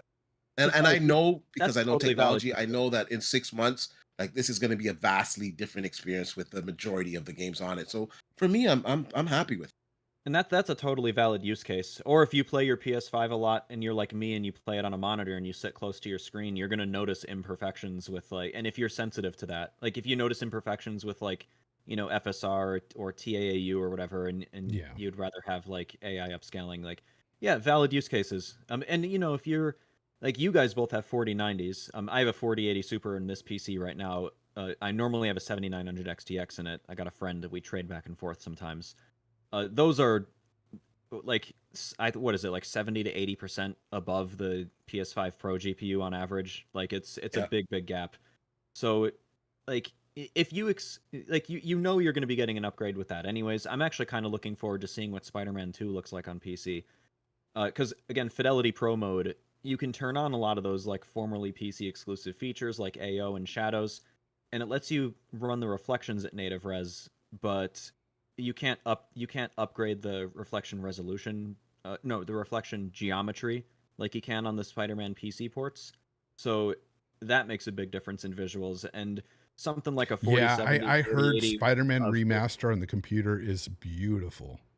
Yeah, it is. It is. something like a 4070, 4080, 4090 that have better ray tracing will like you'll be able to do that higher geometry and those higher tier ray tracing effects and get Yeah, like that's 80 true. to 80 to 100 plus. So like you might still be double dipping even if you have a PS5 Pro if you want that apps if you have a high-end PC already, but if you're if you're locking to 60, you may But not the problem there is like if you suffer from FOMO, yeah, I could see The that, PS5 and Pro that's the only reason why I would even Yeah. consider getting a Pro at a cheaper price is because of that FOMO I have with some of the games. But if you don't have FOMO and you can wait for that game to hit PC, I assure you those Sony games will hit your PC eventually. It's just yeah. it's a matter Well, of time. most of them will. Some of those third-party exclusive games won't, but I'm confident that The first Sony party is games. going. I think we're gonna Yeah, see yeah. less of those. I'm still surprised that Gran Turismo's freaking. I Yeah, think that's so. I have that's a a head so start. I have a friend who is super into that, and obviously I'm a little bit too. I think probably for that one is Polyphony is not used to like supporting two platforms. Like they're PlayStation only, and it's still getting content updates. It's still getting patches. So I think Yeah. for that one, it's in the Nvidia leak. It's coming eventually. We know it. I think for that one, they're gonna port that to PC when the content updates stop, and then Polyphony can Right. practice their PC port and practice supporting that, and then maybe Gran Turismo 8, that'll hit PC while they're still doing content updates, so because they'll have more practice. But And- And Yeah. and when it comes to them bringing their games, like I've always been on this camp, like I think they should bring them day and date because they're separate platforms, and I do think that they are still separate platforms, but I just think that Sony's not gonna take that risk, and I think the best that we're gonna get is like a 6-month window from console to they're gonna PC. try different things. Like I was completely shocked. We talked about this on my last episode here that Spider-Man 2 is hitting PC after only a little over a year. Yeah, a year and a half. I think they're gonna try different things. Like Horizon Remastered, they did the same on both platforms. Although that's just a visual remake. Well, Face And- brings a good, point here. He says Fawn's majority of PC gamers don't have high-end PCs, and that's a They fact. do not. That's a dumb metric. They, anyways. most of them have if you look at the charts on Steam, most people have like a 3060, and below. Then they got like a 3060 Ti. Then they got 4060s, and then there's a good number of users also that have a 4070, but the laptop version, which is weaker than the And full Steam counterpart counts on them- PC. Steam counts them both. But most don't have a 4080 and above. Most Yeah, don't even well- have a 4070. What were you going to say, Jake, about it? I think that's kind of an irrelevant metric in the first place. Like, yeah, sure, most PC gamers aren't have high-end systems, but we're talking about like, us, D and I and you are all high-end PC owners. So we're talking about like our experiences as high-end PC owners. And by the way, if you add up every GPU, like we know Steam's most recent monthly active user record was like 132 million users, and it's just going up and up.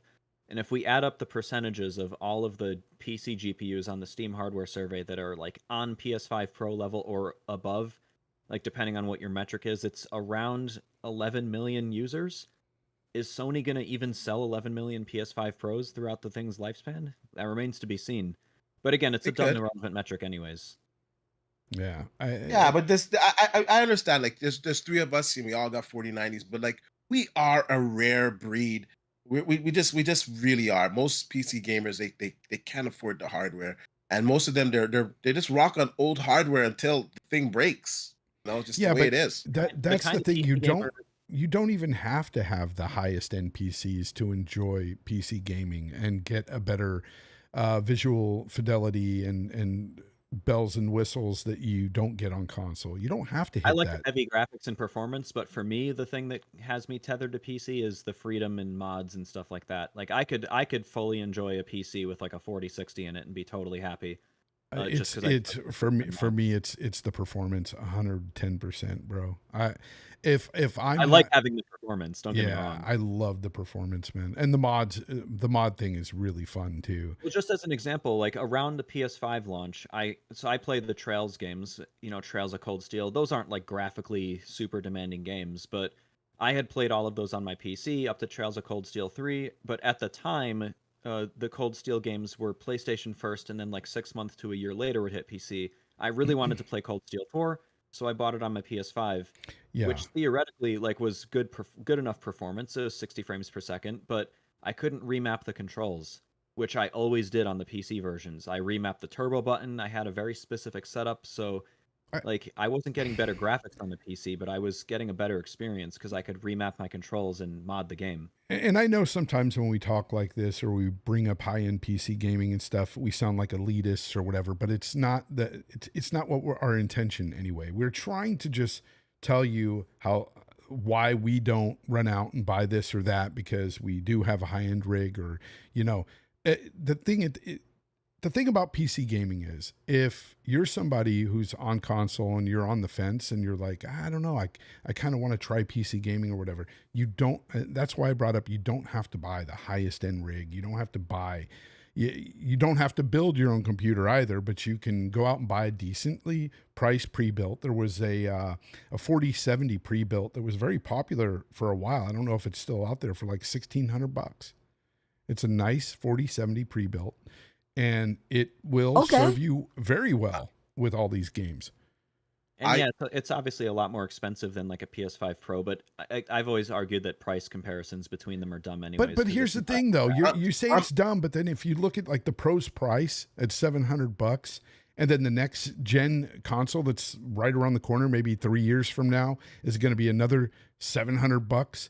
By that time, you almost have enough to buy that PC I was talking about. Like, you know what I'm saying? There's going to be something equivalent to that. The kind of PC gamer who's like gaming on a 3060 or a 4060 isn't going to be spending $700 on a PS5 Pro anyways. They're going to be getting a base PS5 like used. Yeah. Or they would just upgrade their GPU. Exactly. Do that. Yeah. Yeah. Danny Passion Official, thank you for the Pro two. Is the high end early adopter market. That's what it is. He says Hellblade 2 is the only game that used 100% of my 4090. Yeah, that it was definitely Hellblade 2 was something else. Really heavy. But hey, it looked great. One of the best looking games I've ever seen. It's really impressive looking. Flight Simulator hammers my 7950X 3D. Go to LaGuardia Airport, like in New York City, and crank all the settings up. Any resolution, it just buckles any CPU. Oh, I'm sure. Yeah. I'm sure. Right now, I just want to say this real quick since you were talking about the price of PCs. On Best Buy, you can get a Cyber Power PC with a 7800X3D, 32 gigabytes of memory, RTX 4070 Super, and 12 terabytes for $1,429. Now, I think, dude, this would be, that's a good price, and that would be a better investment than a PlayStation 5 Pro. Although it is double the price, this would be a better investment. But check that power supply, man. Make sure it's not a ticking time bomb. When we power supply. Yeah, I gotta check that afterwards. Says take into account the closed wall garden and the prices of games and paying to play online. That's 100% true. With PC, you don't have to worry about any of that. So cheap to get it's games. So much I'm cheaper amazed at how on cheap. PC. Yeah, it's so cheaper much it is. I know, Hargeet, I could kiss you, bro. Thank you for showing me the way because, dude, I bought so many more games this past year than I've bought previous years, but I've spent less. So many sales. I've spent less. Like $5, way cheaper, $30. Like brand new games, like for $45, $50. Digital on PC is better than you get discount codes on top of it. Like, I think the physical used game market is the one objective thing that consoles have over PC. Like stuff like easier to set up and whatever. That's all subjective, whether you care about that or not. But the used game market is an objective advantage and the main one that consoles have over PC. But a digital-only console, you got to buy your games from Microsoft or Sony. But on PC, you have CD key stores, you have competing storefronts, so you're always going to get better prices. And then the freebies, you get so many freebies. And this is where console fit. Yeah, you get a lot of freebies. I got whatchamacallit, the walking sim, Death Stranding. I got it free at the Epic Game Store. Yeah, it's on Epic. Yeah, I got that. I got Suicide Squad. I think I got the collector's edition $5 free. if you want it. It's $5 Collector's if you want it edition. right now on Epic. I And have that's it. I own that's it. the problem. Like a lot of people, But- especially in our community, they love to fight over the whole platform, wars and Very stuff. And mean it's on like, Twitter. I Sorry, don't D. care. Twitter. I love games wherever. Okay, like if there's What? a game that I want to play that's exclusive to a platform, I'm gonna go out and buy that platform and fuck anybody Yeah, who says same. otherwise. Like I don't give a fuck what you Same. got to say. It's my money. It's my Same. freaking game that I want to play. F you. I don't care. I don't understand why people get so mad at others for like, oh my God, I can't believe you went PC. How dare you? Fucking Like, watch it. bro, who are you? Like, Because they make it their life, right? Like some people, it's just their identity is just that, and it's like, well, that's sad, but yeah, I was in unfortunately, that is Gaz's the world chat they're in, earlier, and right? they're sitting there calling me mustard my heart and goodness. stuff, and I'm like, this is stupid. Like, I don't. As long get as you it's in people. jest, it's okay. Okay. But if it's like, if you really feel like enraged by this, then you're missing the point. This is all fun and games. Literally, it's video games. It's games. You should just Yeah. have fun with it. It's Face all fun and says games. Face says there's a new law passing. Steam has to label you don't own those games. That's fine. But here's another Fair. thing that Steam is doing. Guess what else they're doing? And this is what's cool. What I don't see anybody else doing in the industry. So when season passes, when games come out and they say, "Hey, we have a season pass coming for this game," what they're doing is they're holding these developers to these season passes. And if you buy into these games that have a season pass and they don't come out with that season pass when they say they do, they're supposed to put down the date they're supposed to come out, and they're going to give them like a 3-month extension. And if they don't come out after the 3 months, they refund your money back. Steam will refund your money back. I don't see any other platform doing that. That's why I say Steam is the best when it comes to Steam is the best by far. One thing that I don't like about consoles, which really freaking irritates me, is that you have a digital storefront. So you're selling digital games. Why are your digital games the same price as the physical games? That should never be. You're saving money on distribution, you're saving money on packaging, all kinds of other stuff. Why is it the same price? If you would lower your digital storefront, you would be making so much more money and taking advantage of this. Gamers would take advantage of these savings, like they do on Steam and all these other key sites. Bro, They really need to lower the price. I gotta say something. Okay, Don Sicario was the guy who was saying mustard heart. Okay, apparently he didn't say it to me. He said it to Gaz. Okay, it doesn't matter who you said it to. The fact is, you're saying mustard heart, calling people mustard hearts. It's weird. I don't get it. Well, so that's an ILP thing, right? Yeah, and yeah. Again, it came as from, long as it's in jest, it's fine. Okay, as long as it's in jest, we're just having fun. But it does. Okay. It's not don't take it always further in than jest. These guys get really livid and pissed off that They do. you don't I don't get rah rah for their freaking platform that they love. You don't sit there and cheerlead for their platform. So F you, I also don't like going after anybody in the community. I don't care if so they're weird. It's like just So whatever. I've got an So answer on the whole game price thing you were just talking about, and the answer for that and why Valve doesn't like and why Valve is so pro consumer all the time is simple. Sony and Microsoft are publicly traded companies with shareholders and investors. Valve is a private company. Like they can do whatever they want. So it's more retail. Unfortunately, because retail exists, they have all these like rules about what you are allowed to do with that. That's and the even if problem. those rules didn't exist, if Sony like discounted like games are 10% cheaper or whatever on the PlayStation Network store versus in store, you really think the shareholders would accept that? Like that's just revenue being essentially that's revenue. Being, I don't know that the given shareholders away. would get involved in that specific thing. I think it's specifically it is like because I've worked in companies that are in retail and they have all these strict, ridiculous bullshit things. Because if you want to do business with them, then you have to deal with these kind of stupid like lockdowns. So I think it's just that they just don't want to piss off their retailers. It's a lot of factors basically, and that so it's not as a simple like thing, but. I agree. I think it should be cheaper. But like Microsoft and I think to a level Nintendo at least, they do allow you to get codes on these like CD keys and about all that stuff. So you can generally get some discounts. It's not always as good as PC, but it is available. Sony used to do it and then they rescinded it and then they got sued. I don't know if that's coming back. Hopefully it does. I buy my Right, Microsoft games, even my Xbox games on Steam because I want to play them on Steam Deck. But Flight Sim, actually, I bought on the Microsoft Store because the you could get it on CD keys for way like discounted, whereas the Steam version isn't discounted. It's the one Yeah. place. So I mean, it happens, right? And so you can get Hey. those discounted keys. Can I just say something real quick, Jake? I'm doing a review on the channel and like an analysis of it. Microsoft actually gave me the key for the game. They gave me the Steam version of the Premium Deluxe, so I also have Game Pass, and I was able to compare the Microsoft Store version to the Steam version, and the Steam version ran better, man, by quite a bit. I'm Surprised really me. annoyed.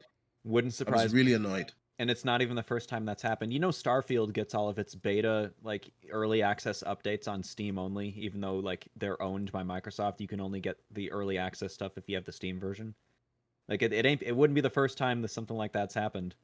It doesn't surprise Like me the at all. stuff was loading in like slower, like it loaded into the game slower. Stuff in the game world, like I recorded on my video, so it's gonna go up. Stuff Yeah, I stuff wonder if wasn't it's, streamed in. I wonder Dude, if that's just I'm- patches are delayed, right? Because that is normal. I think it's like a 5 to 6 week delay. I was playing. I patches. played them back to back. I played the Steam version, and then I played the Xbox Store version. So Yeah. I played them like back to back.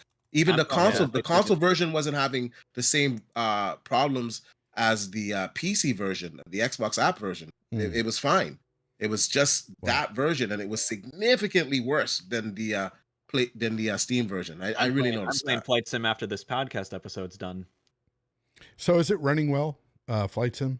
Everything good now? It is now. I think it got a patch yesterday, so I don't think it's running as bad as it was when I was running it the They day had it before. fixed by the next So day. it should be okay now on That's the good. Xbox Store. That's good. Yeah, they had it fixed by the next day. They upgraded the Azure servers and had it like working generally okay by the next day. And as far as Yeah, like they didn't graphics and expect as CPU many people to performance- play it. Yeah, what the heck? Like, Flight Sim's only one of their most critically acclaimed series. Like, as if they didn't expect people to actually get it. But And this yeah, one you looks can crazy get it with now. all the stuff it's doing. And even though it has, by the way, higher graphical fidelity, like near the ground, especially in like wilderness areas, but also like at airports, because you can get out and walk around in the airport like grounds now, which is really cool. Anywhere. It runs, yeah, anywhere literally. It runs about the same as 2020. Like I don't really notice any more. And you have that dynamic settings mode, which was carried over from Xbox. You can set a target frame rate, and it'll, based on your CPU and GPU load, adjust CPU and GPU settings so that you maintain that frame rate, and it actually does a pretty damn good job with that.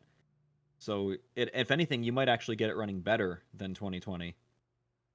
I was trying to find on the Xbox Series X some type of toggle to change the performance, and there wasn't. There's some advanced setting there, and it says experimental, and they can't change anything in it. So I don't even know how to get it unlocked, because usually before you can have a unlocked VRR mode and it will just That's what I run thought. unlocked. That's what I'm not having that happen with 2024. The first day it came out, I did have it unlocked, and I was able to capture it like on my TV with the phone to see the frame rates. And like the next day, it was just completely gone. I just see 120 hertz, and obviously it's not locked at 120 hertz. So VRR is just not working. Series X for me at least. Yeah. Be nice if they just had a toggle. All right, guys. Well, I think that's the end of the show here. We've talked enough. It's been a couple of hours. I appreciate everybody coming out. I appreciate my guests tonight. Thank you for coming out. I especially like the discussion because, again, it's, just an honest discussion on what people are thinking of the Pro right now. And it's... I defended the PS5 Pro more than I expected I would. Not even like before the show started. Yeah. I'm not going to talk shit about people who buy it or even the device itself, but I'll admit that it has its issues right now, and it probably isn't worth buying for most people, but I'll defend it a little bit. Devil's advocate, basically. Yeah. I do the same thing. I'm like, it's not for me, especially right now, but next year, who knows if it gets cheaper and some of those games start to look a lot better. I might dive in myself, especially before GTA 6 comes out, because everybody knows that Rockstar is that's my developer.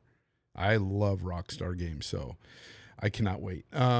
Lord Metroid, thank you for the membership for 22 months. He says, have your opinions, don't be lemmings. 100% right. Love it. Love to end the show on that. That's awesome. Hargeet, let everybody know where they can find you and stuff, and then we will give our everybody else gets their outros, and then we can go. Sure. So you can check me out on my YouTube channel at HargyJohnny1 if you want to subscribe there. My book, if you want to check it out, shop.johnny.us. Tomorrow with Web Dave at 7 p.m. US Eastern, we'll be chatting with the chat on what they think about the Game Awards nominations, and we'll just have fun with that. So check that out. And then I'll be on with Boom on Wednesday at 7 p.m. on Double Barrel Gaming at Primetime Gaming to chat about whatever the heck happens. Maybe we'll know about Kadokawa by then. Yeah, we probably will. All right, Jake, let everybody know where they can find you on Twitter. Making people and before I go on, yeah, for those in the U.S., happy Thanksgiving. Oh, Yeah. Yes, happy Thanksgiving to up, you as well. You're in the U.S. Or did you move back to India? Where'd you go? No, I'm in the U.S. Okay. Because last week we had that discussion. You're like, I felt out of place. When I was over there, yeah. D, you're in Canada, right? So you guys do that Yeah, in I'm like in October or something, right? Oh man, Yeah, have no, their, yeah, like, we already had our- Boxing we already Days had our- and stuff. Like, they're Canadian. Boxing They're Days weird. after Christmas. Yeah, But they're we had weird. Black Friday thanks to you guys now. Yeah, we infected every other country with Black Friday. Unfortunately. They all have their versions. All right. So for me, Twitter, FSAPO, Jake, I'm gonna warn you. Probably don't follow me on there. I'm pretty mean. That's why on Twitter, D-Batch muted but you on He Twitter. did mute me because I'm an asshole on Twitter. I had no I had no inclination that I was even interacting with you on Twitter. That's You know what it weird. was, and it was stupid. It's because I was arguing with you about the PS5 Pro doesn't equal a 4070 in performance thing, and it's dumb. I don't even blame you for having me muted on there. But if you want to keep up with me on there, that's probably I'll unmute you. place. I'll find you. And then YouTube, maybe once every like 2 years, I put a video on my FSAPO channel. So you can feel free to look on there if you want, or look at my back catalog of old opinions from like the 2010s. I just like to look at your PC. That's why I like your camera on. I just stare at the PC the whole time. I keep the lights off because if the lights are on, it just completely washes out the Oh camera. yeah, dude, I don't even have my RGB stuff on in my PC anymore. I just turned it off. Honestly, I don't care to have it on. I like my just one little light so I know it's on. Oh, That's wow. it. I just have it set to white. I like the way it looks. Yeah. Dude, RGB adds 5 more FPS. Oh, we could do RGB, I Well, guess. yeah, you can try different things, but yeah, it's your camera. It's not going to pick it up right. D-Batch, where can people find you? Especially now that we don't do RDX anymore, and it'll probably never come Yeah. back. Oh man, let's not even go. You can find me on Twitter at D_batch, of course on YouTube at D_batch. Some content yesterday regarding Stalker comparison Xbox Series X. I got the frame rate graph, everything going on there. We got some benchmarks. Yeah, talk about the compare the copies. Yeah, it's a good little watch. Flight Sim is coming up probably tomorrow. It'll be released, so you guys can look out for that. Thanks for having me. I want to say it's been like, although I have my beef with the Xbox console, and you guys know how I feel about that right now. We're not going to rehash that. However, I'm still playing my Xbox games on PC, and I'm still a big supporter of Game Pass. I really do believe that it's the best value in gaming. And Stalker 2 is a great addition. Flight Sim is a great addition. I think both of them are good games. I think the launch is a little bit rocky, but I think they kind of smoothed it out now. And we heard recently this week that the numbers of Game Pass have jumped from Black Ops. They're going to jump once again from Stalker. They're going to jump once again from Flight Sim, and they're going to jump once again from Indiana Jones. So I think it's a good time for Game Pass supporters and subscribers, and I think it's a good time for gamers in general. I saw some posts of some guy saying, "Oh, there's not any games this year. It was such a big disappointment in games," and I'm like, That is "What games are you lie. playing?" Because this Oh has my been an God. absolutely insane year for gaming, and this holiday season is one of the best ones ever. So play games. There's a lot of stuff out there, and just a good time to be a gamer. Yeah, thanks for there having was We have an endless supply of games right now. there was actually 2 months out of this year, just recently, where I didn't have anything to play. I didn't want to play anything that was coming out. It just didn't interest me. But yeah, there was 2 dry months this year. But outside of that, there was a lot of great games. So yeah, Play your games, people. I know I'm playing a few of them right now, and I'm going to get back to Rebirth after this podcast, and see how that plays out. I really dig the music in Rebirth. It's Final Fantasy. It always has dude. good music. Final Fantasy has incredible music, man. It's awesome. It brings so much nostalgia back. Like when you play a Final Fantasy game, you know just by the music itself that you're playing a Final Fantasy game. You can tell. It's got that. Man, it's beautiful. Love it. So no, I'm not playing Stalker 2 yet, Danny. He asked me in the chat. No, not yet, but I will. Probably maybe in a month or maybe sooner. I don't know. We'll see. But right now I'm enjoying Rebirth, and then I've got AC Syndicate to get through, and then I'll probably jump into Stalker. But with that said, I want to thank everybody for coming out today live here on the show in the chat. And then I want to thank everybody listening after, of course, everybody listening on the streaming platforms. I appreciate you too. Everybody, until next week, game on.